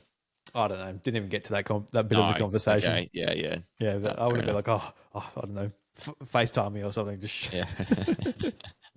spend all of your holiday budget on t-shirts for me. That's right. Thank you. And then you got to lug it around the rest of the trip now. Yeah, that's right. She's Yeah. going to the Maldives, so that'll be really convenient for her there. Yeah. Nice. Nice. So yeah, we covered like I guess like a bit of your shopping experience. A bit. What else would you like to touch on? You said you went skiing. Any other gaming related stuff or anything you'd like to touch on for this show? So I did the Nintendo stores. They're so cool. That like I've done New York's, so I kind of knew what to expect. But I got a Nintendo Tokyo T-shirt. Had to get one of them at least. Didn't get a Kyoto or Osaka, but I got the Nintendo Tokyo. So that's just a red T-shirt with Nintendo, and You can then wear it at PAX and Tokyo Nintendo below. Australia will think you work for them. should. That's a great idea. That's a great idea. Yeah, that happened to me one year. I think it was 2018. Like the Switch Lite came out. I've Yeah. got like a red The House of Mario T-shirt. Yeah. And I was like, playing one at the booth, just like leant over a little bit, and one of the guys came up and like put his hand like on my shoulder, been like, and he started like telling me like, go over there, do this type of thing. And I looked up at him. He was like, oh, sorry. It was so funny. Sorry, you're not actually working for me. I was like, no, I don't work. I don't work here. I mean, No. I'll take a job. I'll take. If you pay me, I'll do stuff for you. I'll work the booth. Yep. Yep. I'll do a good job at it too, honestly. You would. You'd be able to verse with people. I think that year they had like a Silk Song playable at PAX Australia. Ah, God. And I got a pin for playing it too. It was a cool year. God, I can't believe that. 7 years ago, and still the game's not out. Jeez. Yeah. Yep. But yeah, very cool You're right, stores. Christ, you put it that way. Yeah, no, it's stupid. It's stupid. Very cool stores, a lot of merch. I bought a lot of t-shirts. So they had Famicom Detective Club Emio merch. So I got a nice purple t-shirt of the man holding the girl's hand as a silhouette. They had like a big paper, like they had like a tote bag of the mask, which was a bit too much for me if I'm like carrying that around and using that. They had like a massive keychain as well, and I thought that was a bit too big. But the t-shirt was cool. Got this really great Pikmin t-shirt where you got your normal pocket square. Mm-hmm. It's rotated slightly as if the Pikmin have moved it, and there's Pikmin around it, like transporting it somewhere. That's sweet. Yeah, it's very endearing, very cute.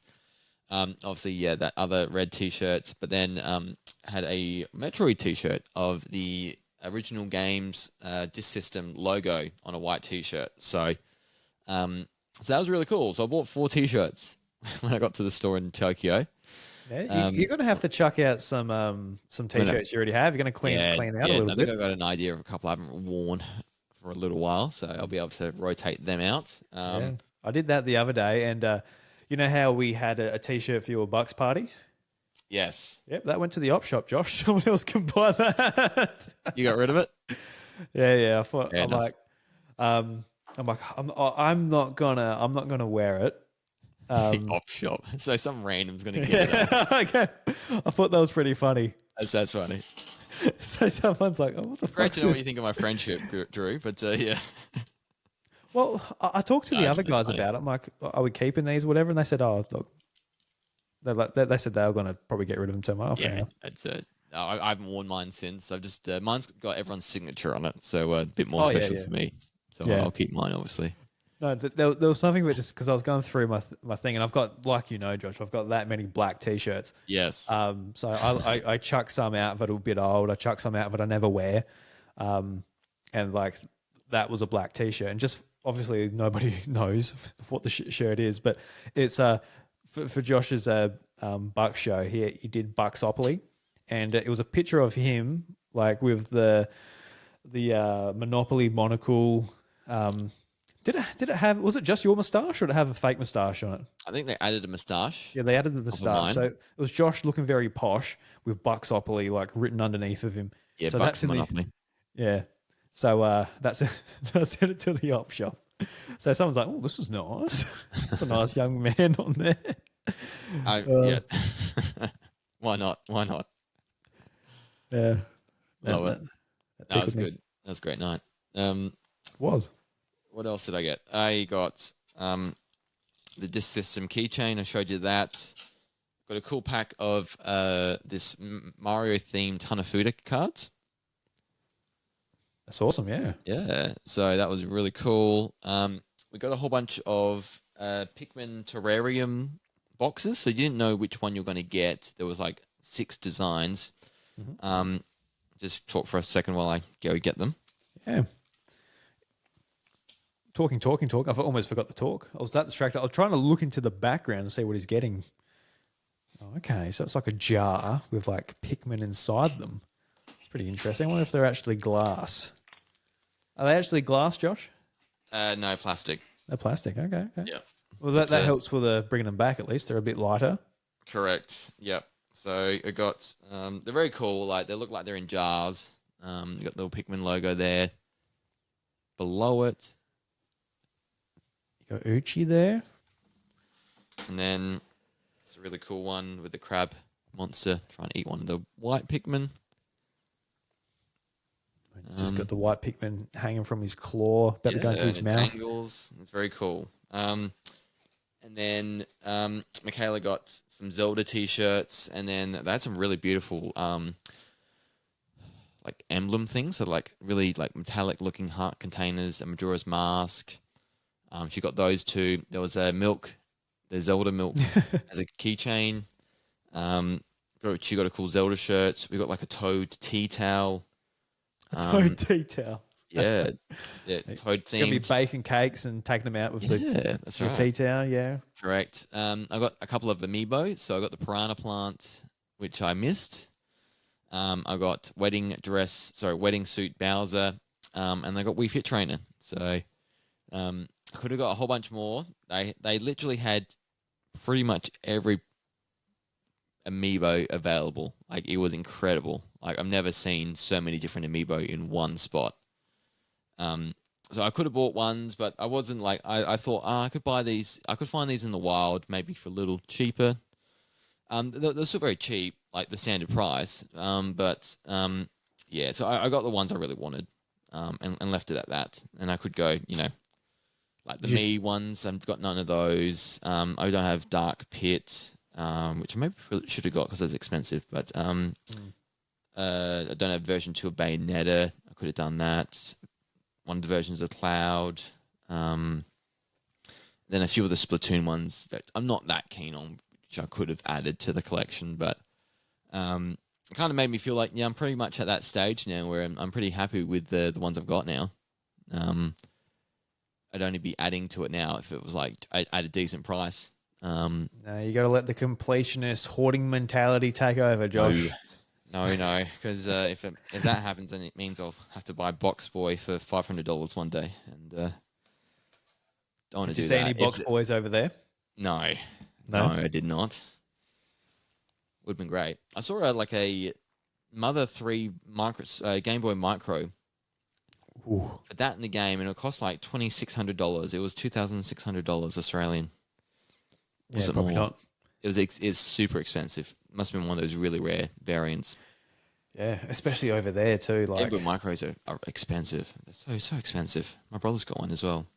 Did he buy one like when they came out? Yeah, he got it at the time. Yep. What was your thoughts on the Game Boy Micro? I remember me like with my DS, and I remember looking at the Game Boy Micro, just thinking like, why the hell would I get that? Yeah. Like what? Yeah, why? Me. Yeah, I'm like, why the hell would you do that? And what is this? My brother Nick got one. I didn't never understood it. And I think everybody thought that, and there's none out there, so now they're expensive. That's why it didn't sell well for that reason. That's right. Yeah, and like it makes like even if you've got the choice to play a Game Boy Advance game on a DS Lite, a Game Boy Advance SP, or a Game Boy Micro, like the novelty of the Game Boy Micro wear off pretty quick. Whereas like, man, this thing's small. Like you're reading like text in like Pokemon or Golden Sun or something. You get old pretty quick, especially like now as an adult. You're like, Jesus Christ, like my phone's probably like how many times bigger? 10 times bigger than the screen. Oh god, yeah, that's right. Literally. It's tiny. Absolutely tiny. Yeah, so it just doesn't. Yeah, I think even Reggie, when we read his book or listened to his book, he's like, what the hell are you doing, Nintendo Japan? Like, why are you bringing this out? This makes no sense to release. And I think the sales probably reflected that. Yeah. It's funny because Reggie was all about that. Like, he's just like, this makes no sense for our market. But then, like, with the 3DS XL, when the new one came out, like, the new 3DS, the standard version didn't come out there until, like, was it Animal Crossing bundle or something? Or it was, like, a very specific Black Friday deal. Like, just the normal, smaller standard version didn't come out. And Reggie was asked about it. And, you know, I do believe that, like, the amount of 3DS sales would have mostly been XLs just because that's the better size. But I reckon he should have done the smaller size, because that was a wicked little system, because we got it and it's fantastic. It's like, it's my 3DS that I have like everything moved over to. That's legit. That's like my real 3DS. Yeah. Yeah, nice. It's better, I think. Yeah, and the opposite as well of the micro. So yeah. Yeah. What else did we get? We got so they had some gachas at the Nintendo stores. So they had some like Zelda Zonai ones. Yeah. Little parts. So I think Michaela got one, and it's like the horse that breathes out the fire. Oh, okay. And you've got to try and get them. Yeah, but they've got ones like key chains of like classic Nintendo controllers, and so you'd get them, and I think these are available in Australia somewhere. But like you had like GameCube ones of either just the C stick or the actual four buttons, the A, B, X, Y. You have the 64's control stick, or then their button layout, and then you had two Super Nintendos, one of the Japanese, and like ours, the quad colors, or the American purple, light purple combo. Yep. So I got two, and I got one of the 64's control stick. Nice. And that is like for like something you could attach to your keys. It's very satisfying just moving that stick around, and it feels like the real controller of the 64. It's really high quality. Costs like 400 yen, so $4. So like for $4, it feels like really good quality stuff. Yeah, I remember when those sort of came out, people were excited because it was like brand new, officially made by Nintendo, like OME parts for controllers. And that's something I've been thinking about because over the last like month or so, I took apart two of my old doggy GameCube controllers and I reshelled and gave them new buttons and membranes and everything. Yep. And it's something that's been in my mind, like it'd be cool to get like a official C stick, like a replacement, a brand new one to be able to put mix and match in there. And I've actually got a couple that I'm going to put onto a Switch Pro controller. So I'm like, oh man, it'd be cool to have like some of those things, to like take them apart and actually put them on an actual controller and utilize them that way. That'd be pretty cool. Yeah, I would. If you've got these, they feel like the real thing. Like I'm just absolutely like astounded by it. It feels like the actual stick, like flings back into play. The other one I got was the GameCube buttons, and so they're attached to my keys right now. I don't have it on me here, awesome, but pressing those buttons, and that's very fun. So there's something just about that Nintendo 64 analog stick where like you flick it back and it just flicks back like real hard. Yeah. Oh yeah, this is the stuff because like your controls definitely don't have that good a stick at the moment. No, and yeah, you're like, oh, that's good, and then like you appreciate it because you've probably played some 64 controls where it's not that good anymore, where the sling back just doesn't really happen as much, or the sticks. Both of my controllers for Nintendo 64 are one's unplayable, the other one's playable but not fun. Yeah, like it's just got like it's got nothing left. And like I was looking at how to replace them. You can get replacements, but I also want like the feel of the Nintendo 64. Like don't want to have like a more modern rubber stick. I want it to have that plasticky feeling that you get with it. So I don't know. Just play it. I guess just play it on Nintendo 64 online because with that, I got the controller for that, and like when it flings back, you hear the spring vibrating when it flings back, like it's intense. I'm like, holy shit, this is what I'm talking about. This is the stuff. Yeah, no, that's awesome. That was very satisfying to get those two. I was pretty happy with that. So, I think that's the merch we got. Pretty sure. Might have missed a couple of things, maybe, but we just kept buying stuff. Oh, we got little eraser things of Pikmin. You put them in a jar, and there's other Nintendo characters that Michaela got. She put into a jar. She got like a Navi Listen, like beautiful glass with the decals on it. I think that's the main stuff. But yeah, we walked out of Nintendo stores with a lot of stuff every time. We saw the 3 stores in Tokyo, Osaka, and Kyoto, which is great. So I just wish one of those stores was in Australia. I'd fill up my car. Like I'd fill up the backseat of my car, dude. Like, why doesn't Nintendo Sydney exist? I would have thought they do one in Sydney, even Melbourne. Yeah, Melbourne, like a partial store in Melbourne, but it's not quite the same. Like surely, like I know Australia is much smaller than America and Japan, all this, but surely, like I think they'll happen eventually.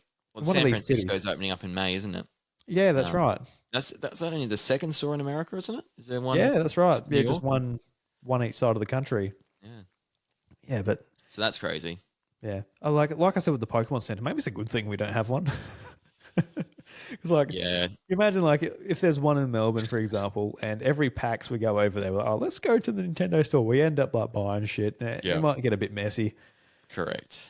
So, We got a lot of stuff, but yeah, we could have really gone ham with it. But we always had that thought in the back of our heads that we've got to take this home, and then especially early on in Tokyo, we got to lug this for like 17 more days if we buy this now. So that was always on the back of our minds, and so I think Osaka was near the end of the trip, so we bought a few more things there, knowing that okay, we had some space, we're confident that it's going to fit everything. So that was good. Yeah, I love those stores. Just absolutely. Merch is unreal. Like a lot of stuff for Splatoon, Mario, Animal Crossing. Pikmin was represented really well. Nothing for Metroid. It was literally just that T-shirt I bought, Amiibo. That was literally it.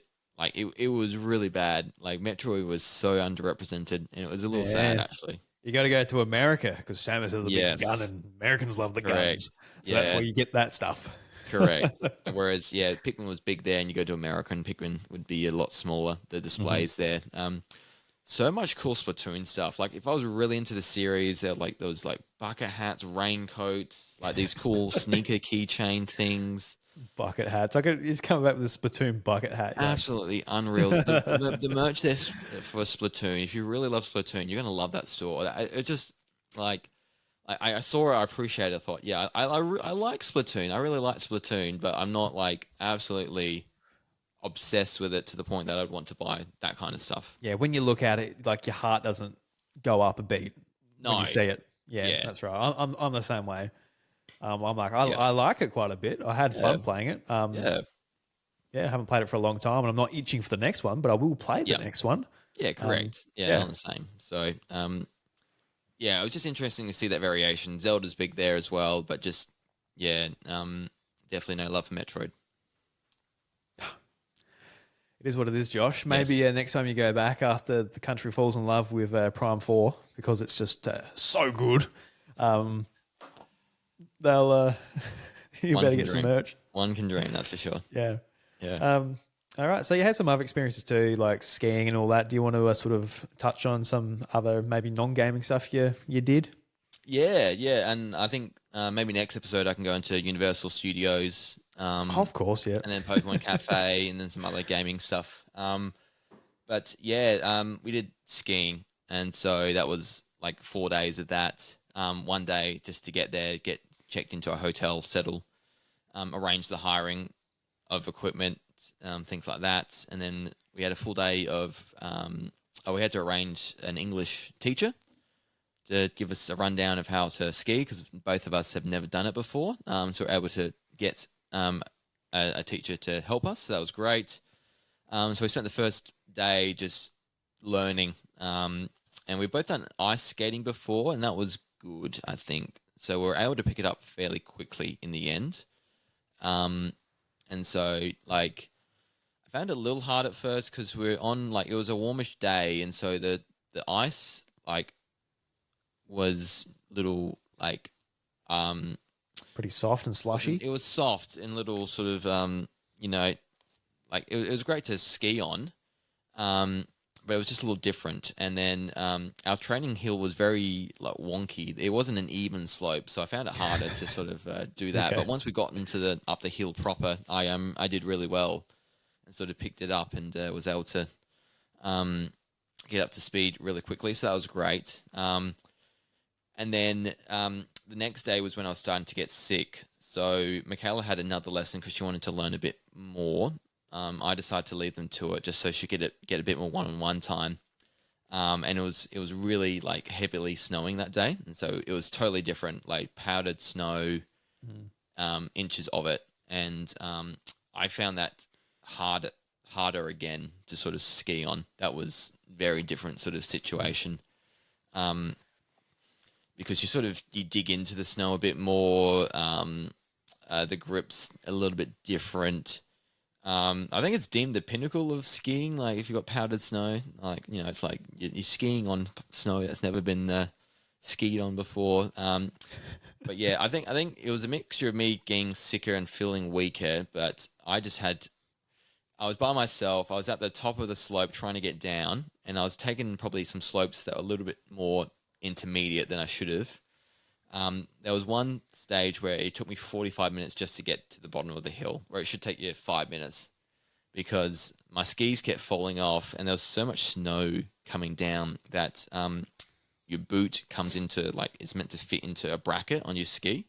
And so much snow was getting, like, falling down, like my boot would not fit into the bracket. And so I'd have to scrape it off, like you're losing balance. And so I'd get one on and then I'm trying to gain balance to do it on the second one. And it just wasn't working. And then when I did do it, I was getting mad and I just wanted to get down the hill. So I'd take the quickest option, which was stupid for me because I crashed a few times. Didn't get injured, thankfully.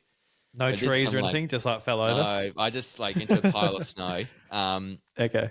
I could have done some bad injuries though, but Just I'd sick with a crash sprained and the ankle. skis would fall off again. And so like I was in the same situation again. I should have just taken the bunny slopes and taken a bit longer to get down.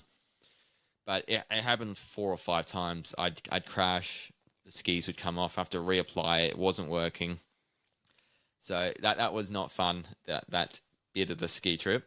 And by the time I got to the bottom of the slope, I got sat in the cafe, waited for Michaela and her teacher to finish because we were going to meet up for lunch. I was just so tired, so exhausted. The sickness was coming in that I had to, once we had lunch, I gave up for the rest of the day. And then I was so sick the next day. I just had to like, for the greater good to get through the holiday, I just had to like not do anything. I just had a rest day. And then it was a little annoying because, we paid for that third day to ski. And technically I did 1.5 days of it in the end. So half of it was wasted, I suppose. But I just had to get that through that day just to get better. And I was better after that, but it was just, I had a lingering cold and sore throat from that point onwards for a week. It just didn't want to disappear. Yeah, that sucks, dude. It sucked. Sorry to hear, but at least you got a little bit of time in. You weren't like sick straight away when you got there. Yeah, it was great. I picked it up pretty quickly, and I think when we do it again, I think that's not if, it'll be when. We'll get some more classes and we'll get even better. But it was fun. Like when you get some speed and you're really going for it, it is awesome. Really tough on your legs. It's really like you gotta be strong. Imagine. Yeah. Have you done it before? No, I haven't. The closest thing I've probably done to it is like water skiing, and I was awful at water skiing. Like that was like that was aquatics camp, year 7. Nice. So yep. I couldn't get it. I couldn't get it water skiing. But I don't know what 30-year-old Drew would do if he would be any better. Might have stronger legs at this point. I don't know. Never know. But yeah, you've got those runner legs to hold you up. I felt that helped me in the end. It was a bit of like, like just hold true, because it was like I was gaining some speed, and I'm just like, if my legs give out, I'm gonna tumble here. And so like I'm trying to pizza, bend the knees, like really get the angle in of the skis, just to really slow down and try and brake. So I learned the hard way on that second day. So that I think I got a little overconfident at the beginning of that second day. By the end of it, like, okay, I need to learn a bit more how to turn and brake better. So that was great though. And we had we're in a traditional Japanese room, so we're sleeping on the floor. We had like a cushion with a table, walls of paper thin at the hotel. Great for your honeymoon. For the honeymoon, all part of the experience. Paper, and we had, paper thin walls. Yes, we had an onsen experience, and so like a daily pass to visit an onsen, and so it's just like a hot spa. And after a day of skiing, it was really refreshing because you'd go there, you get nude, and everyone's nude. Like it's so different to Australia where everyone's very conservative and doesn't like to show their junk. Everyone was nude there. You have a little shower before you sit on a stool, and you have a shower, and then you hop into the hot spring. On the onsen. There was an indoor one, and then you could go to the outdoor one, which was cool because the indoor one was very, very hot, and it was hot in the air was hot in there. Yeah, but you go outside, stuffy and hard to breathe. Yeah, you go outside and it's 0 degrees, but then you go into a hot pool of water, and that was cool. What's that like getting out of though? No, you felt fine. You felt like it was just like a 10-second walk to the door to get inside again, and you're not. It's cold, but you're not like freezing. You got like that 15-second immunity, just getting out. It's like I'll get into the water, but I'm not leaving. Yeah. It was It was an isolating place to get sick though, because no one really spoke English, and Michaela had to try and really desperately try to find medicine nearby, and there wasn't a pharmacy close by. You had to like a 40-minute one-way trip to a pharmacy. And this was at night, so she wasn't going to do that because it would be closed, and they didn't want her to spend 2 hours by the time she got back to just get me something. So is a tip when you go over there, or just any non-speaking English country, just make sure that you take some of that stuff with you in case it happens. Yeah, Did you do that next time? Like, I don't think we brought a lot of stuff because we were mindful that Japan's got some strict laws on things you can bring over medicine wise. But I believe cold and flu tablets are okay. But we should have bought some before, like in Tokyo, before we went. That was, yeah. We didn't realize how isolated the place was. So, yeah. But we didn't know we were going to get sick. So how do you know? So, yeah, of course, yeah. Yeah. So that was the one thing. I think that made it harder for me to get over it straight away. So those few days in Yama, it was called, just a bit outside of Nagano, were tough. And so once we got to Kyoto, that was the next stop. That was when we could get to a pharmacy and we were dosing up on all the tablets. Michaela came home from the pharmacy and like had cold and flu tablets, like a spray for my throat, lozenges, and then just another tablet thing to help get over it. So we were dosing up after that, and that really helped. Those Nintendo branded lozenges, is that what you had? No, we had some other ones. I later bought the Nintendo ones because we ran out. So the Pokemon ones. You're like, I hope these work. Hope they're not just sugar. They weren't as good. No, and then I bought some other ones when Michaela got sick from a pharmacy, and they were amazing. They weren't branded anything, but they were unreal. Yeah. Good. Well, glad they helped. Yes. Yeah. So no, we did a lot of cool things. It wasn't just gaming stuff. We did a lot of shrines and hikes, and we did a couple of towers just to see views of the places we were going to. Went to a ninja cafe one night, so we were throwing, had swords and throwing stars and blowing the darts out of the tube, things like that. Did a tour of Mount Fuji, and just a whole bunch of stuff. It's so beautiful, that country. Everyone's so polite and friendly, considerate. Everything's clean. I don't know. Like, there's no bins everywhere, but people like carry their rubbish. Vending machines are everywhere. They're so cheap and cool. The variation and variety of things. Like, I got a pizza made from a vending machine one time. It was decent. It didn't take that long. But like, food's cheap. Like, it costs like 140 yen for like a energy drink or a coffee or something in a can. So that's like $1.50 Australia equivalent. Whereas if you go to a vending machine here, that costs you like $5 or something. It would just be absolute gouging.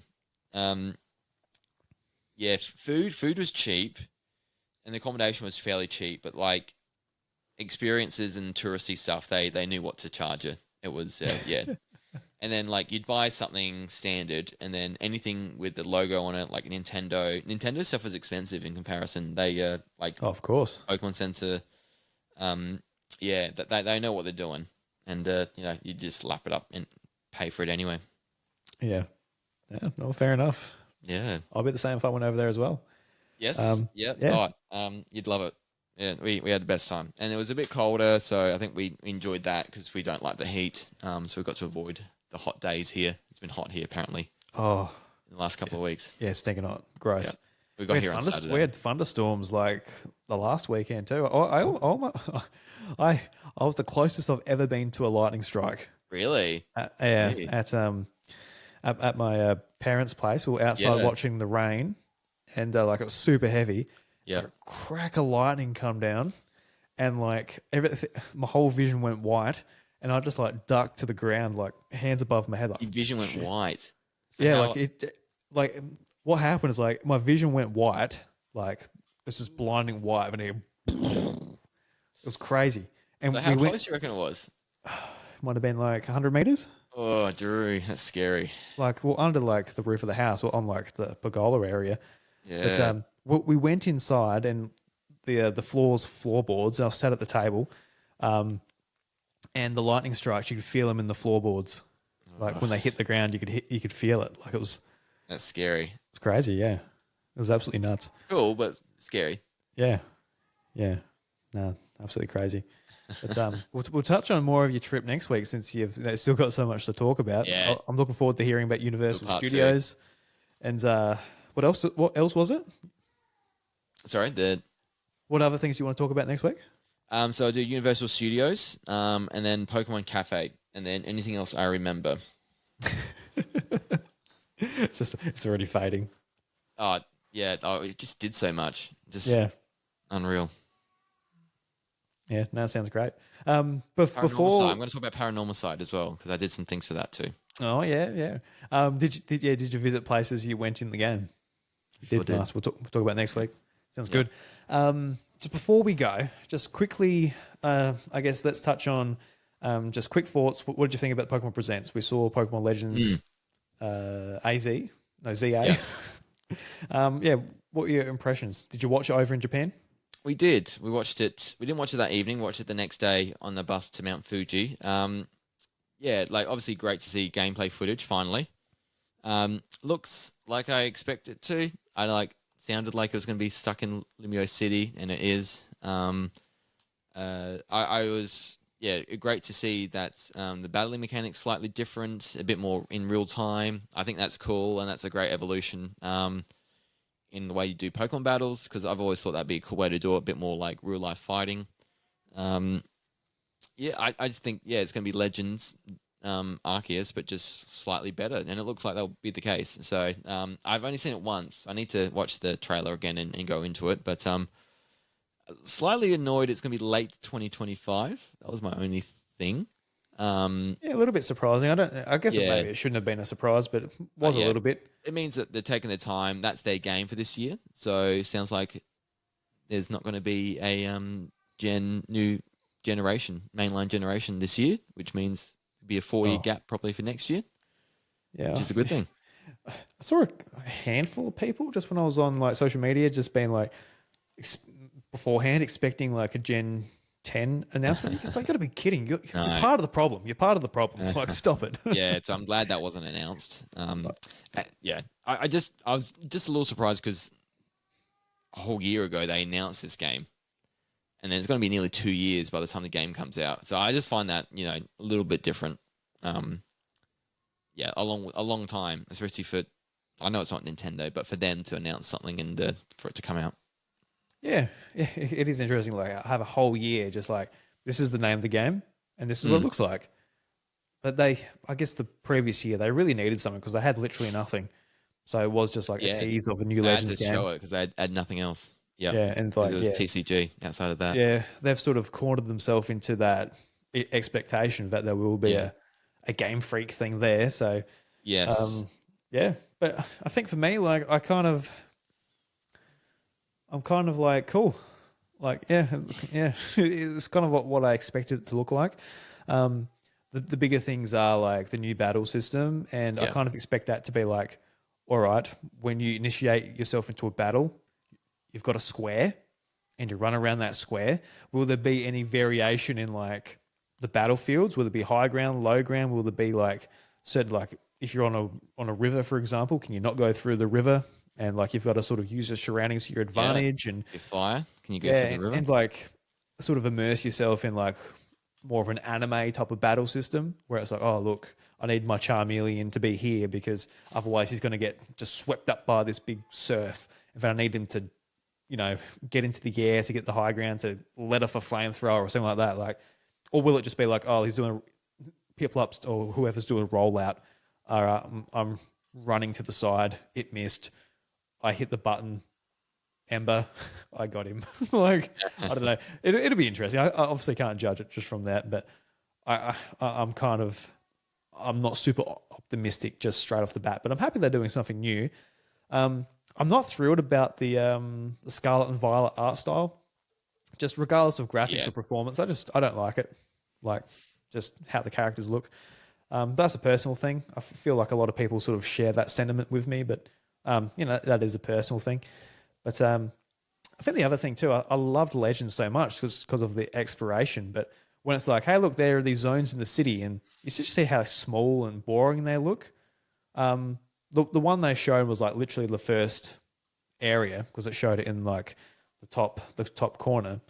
So I'm like, it looks kind of boring. Like it's very small. Like I imagine just going into this area and don't know. Like, are you in this like small area, just like running back and forth trying to get like something to spawn? Like it's very different to like Yeah. the big areas that you explored before. But like I said, with the battle system, you can't judge it. There might be other parts of the city that are absolutely massive, and like we just don't know. So Yeah. Still a lot to be answered for. yeah, definitely. But yeah, of course I'll play it. I'm a massive Pokemon fan. I love Pokemon. It looks great. I think it's going to be a really fun game. Yeah, I hope so. That's what I hope for. First one was, so yeah. Yeah, that's right. Yeah, that's right. Yeah, just from the previous game, I guess got to sort of judge it on those credentials. Whereas like there was a fun little sub series they've started, so hopefully they continue it on. And the whole idea of just being based in a city, Lumio City, is cool as well. So Yeah. we got Xenoblade Chronicles this week as well. Chronicles X, coming out on Switch, which is it's come up quick.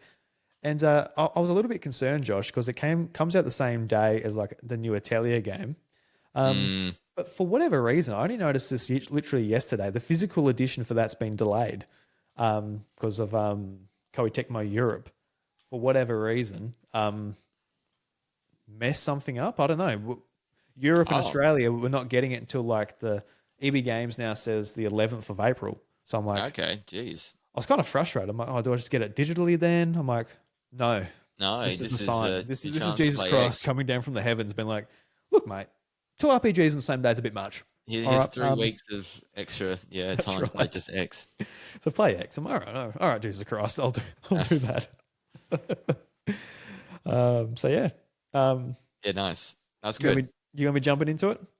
Yeah, I can't wait. I watched all the preview videos, understanding haven't. what's going on. I'm sort of just staying away from some of that stuff. I actually haven't. Yeah, it just got me more excited for it. And the things they've done a lot to, like, the HUD looks a lot better, new story elements. The story, to begin with, is really cool. I need to be hyped up. I'll get it, but I need to be hyped up. I need to be just like jazzed to step into it on Thursday. Yes, Thursday. Thursday, the 20th. So I was trying to remember what days they come out now. Thursdays. It's been a while since the last Nintendo game. Christ. Yeah, it's a 2-month break, and I really thought there'd be something in Feb, and there wasn't. So I can't believe that feels like a long time. Like, bringing up the Wii U, but man. And what this Switch 2 Direct's only 3 weeks away now? Not even. It's 18 days, 2.5 weeks. So, it's some things are turning around now. I was afraid stuff would happen while I was away, but nothing really happened. It was just that Pokemon Presents and a bit of Mario Day.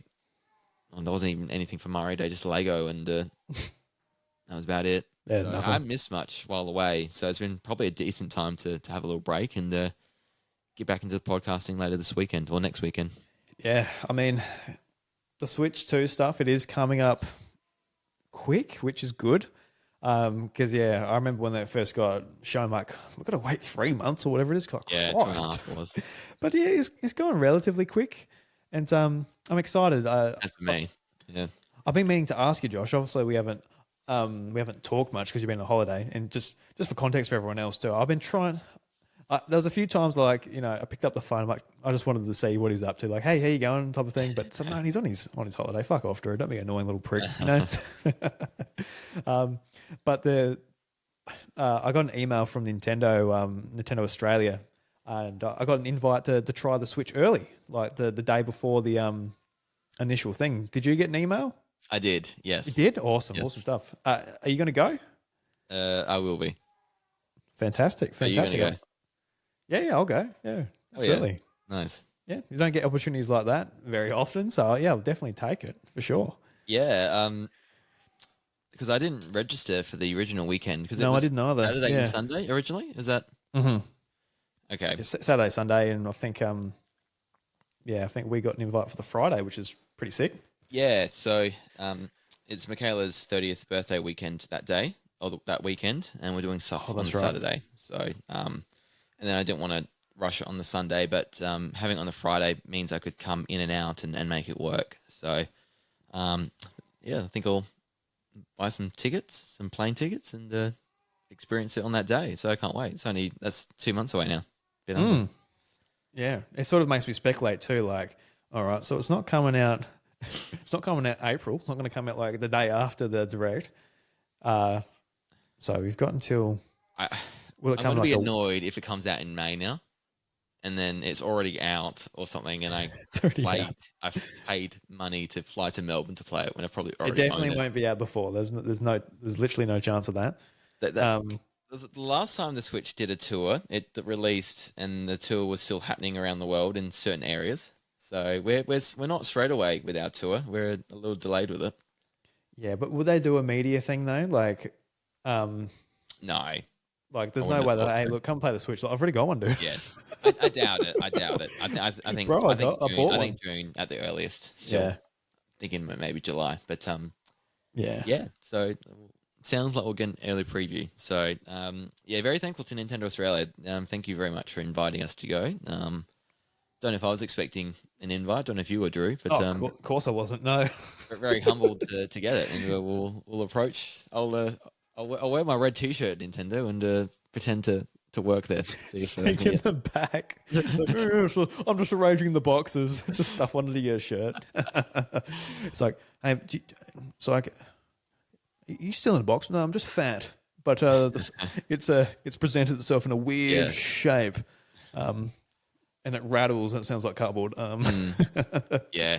But yeah, no. The only Honestly shame though, is- sorry. I was just when I saw the email, I was like, oh wow, like that is really, really pretty cool. Like Yeah, it is cool.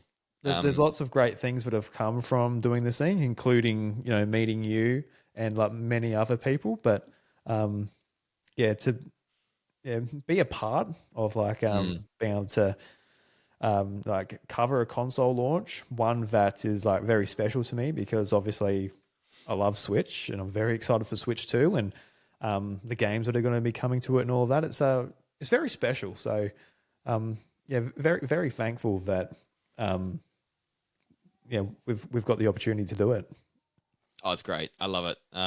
Yeah, very thankful, and yeah, I was very taken back by it as well. So it's gonna be great. We're gonna have a great time. Get to preview it early. Yeah, we'll see what it's all about. We'll play the new Mario Kart. We'll play probably the new 3D Mario and maybe some other games that get announced in this April Direct. There'll be a few things, I'm sure. I'm going to play Kirby's Tilt and Bake. I don't know. Shake and bake. Yeah, Shake and Bake. Yeah, Shake and bake. yeah. It's just that the Switch 2 is just like one of those sieves that you shake, and you got to get it, Kirby out of the flour just by shaking it. Fantastic. Well, it's so good. Yeah. Got to pick up a copy. Mario Paint 2. We'll use the mouse con and we'll slowly fudge up our artistic attempts at making something look pretty. It's going to be a little bit of a missed opportunity just from a nostalgia play. Like they got the mouse. Like everybody's first thing they think about is just like, when was the last time Nintendo had like a mouse peripheral? When they think back to Mario Paint, they should do a Mario Paint too. I don't know how much it would go for like a modern audience for kids now. Like, would they be excited for like kid pics on their new Switch 2? I don't think so. No. No, they won't be, sadly. So No. I think it'd be a cool, fun little free game as part of the console. Yeah, nice little free software. That'd be nice. Just like I think that'd be great. Just muck around with the features. Just Yeah, click on this and shake this, Yep. and yeah. Yep. I think that, and then if it's a bit of a social platform to share things, like the Wii U, maybe. Yeah, that's not bad. Like, yeah, the Miiverse where it had like the stamps and the drawings, but it's just like a Yep. Mario painted theme, which all the 40-year-olds are like, oh, that's pretty cool. I remember clicking that flyer when I was a Yeah, kid. Nintendo needs to focus more on the 30 pluses here, I think. Stop focusing on these 5-year-olds who keep making you money. No, Yeah, come don't on. worry about the kids. All right, Yeah, that's right. don't worry about them. The strategy of getting them young and making them fans for life just isn't working, Nintendo. It hasn't Come on. worked. Jeez. It definitely doesn't work. It doesn't work. Looking We don't back have- at it definitely doesn't work. No, it doesn't. No, not after like what, last 2 hours of like, oh look, I've gone to Japan. I just love Nintendo. I just bought all this shit. No, I should have just sent Nintendo a blank check, and this is what I'm taking. Just to write down what I owe you at the end of it. Jeez. Yeah, just open bar, but Yeah, effectively. Yep. No, that's great. Anyway, we're very, very excited for that. Well, I'm glad because I literally hadn't talked to you about it at all. So, Yeah, I was going to bring it up after the show, but yeah, you brought it up during. That's good. no, well, I've got to go off straight after we finish recording. I can hear Layla awake. I've got to Yes. jump off straight away. So, yeah, You're out I've of got here. to, got to jump off. But everybody, thank you very much for listening to episode 305 of the House of Mario. Really appreciate it. If you enjoy the show, leave us a review over on Apple Podcasts, Spotify. And if you're listening on YouTube, leave us a comment just talking about what's your favorite piece of Nintendo merchandise in your Nintendo collection or in your gaming setup. Would love to know. Josh has got a fair bit of new stuff. What's your favorite thing you got, Josh, before we leave it to everyone else? Maybe the cushion or the bongo drums. I don't know, one of those. All right, we'll go with the cushion, Josh. I'll choose what your favorite is, just because it's unique and So good. the bongo drums aren't technically merchandise. That's a controller. All right. I guess I don't know. Thank you. For me, I've got a little bit, but I'm just going to go with my little mudkip. My little mudkip that I bought. I love my mudkip. Could be something small like that. Doesn't have to be anything too big. But let us know in the YouTube comments. Really appreciate it. Go and listen to Nintendvania. Josh is going to have an episode with Michaela talking about their time in Japan, and you get Michaela's perspective as well, which would be fantastic. Yes. But until next time, guys, the doors to the House of Mario, they're closed. Catch you later.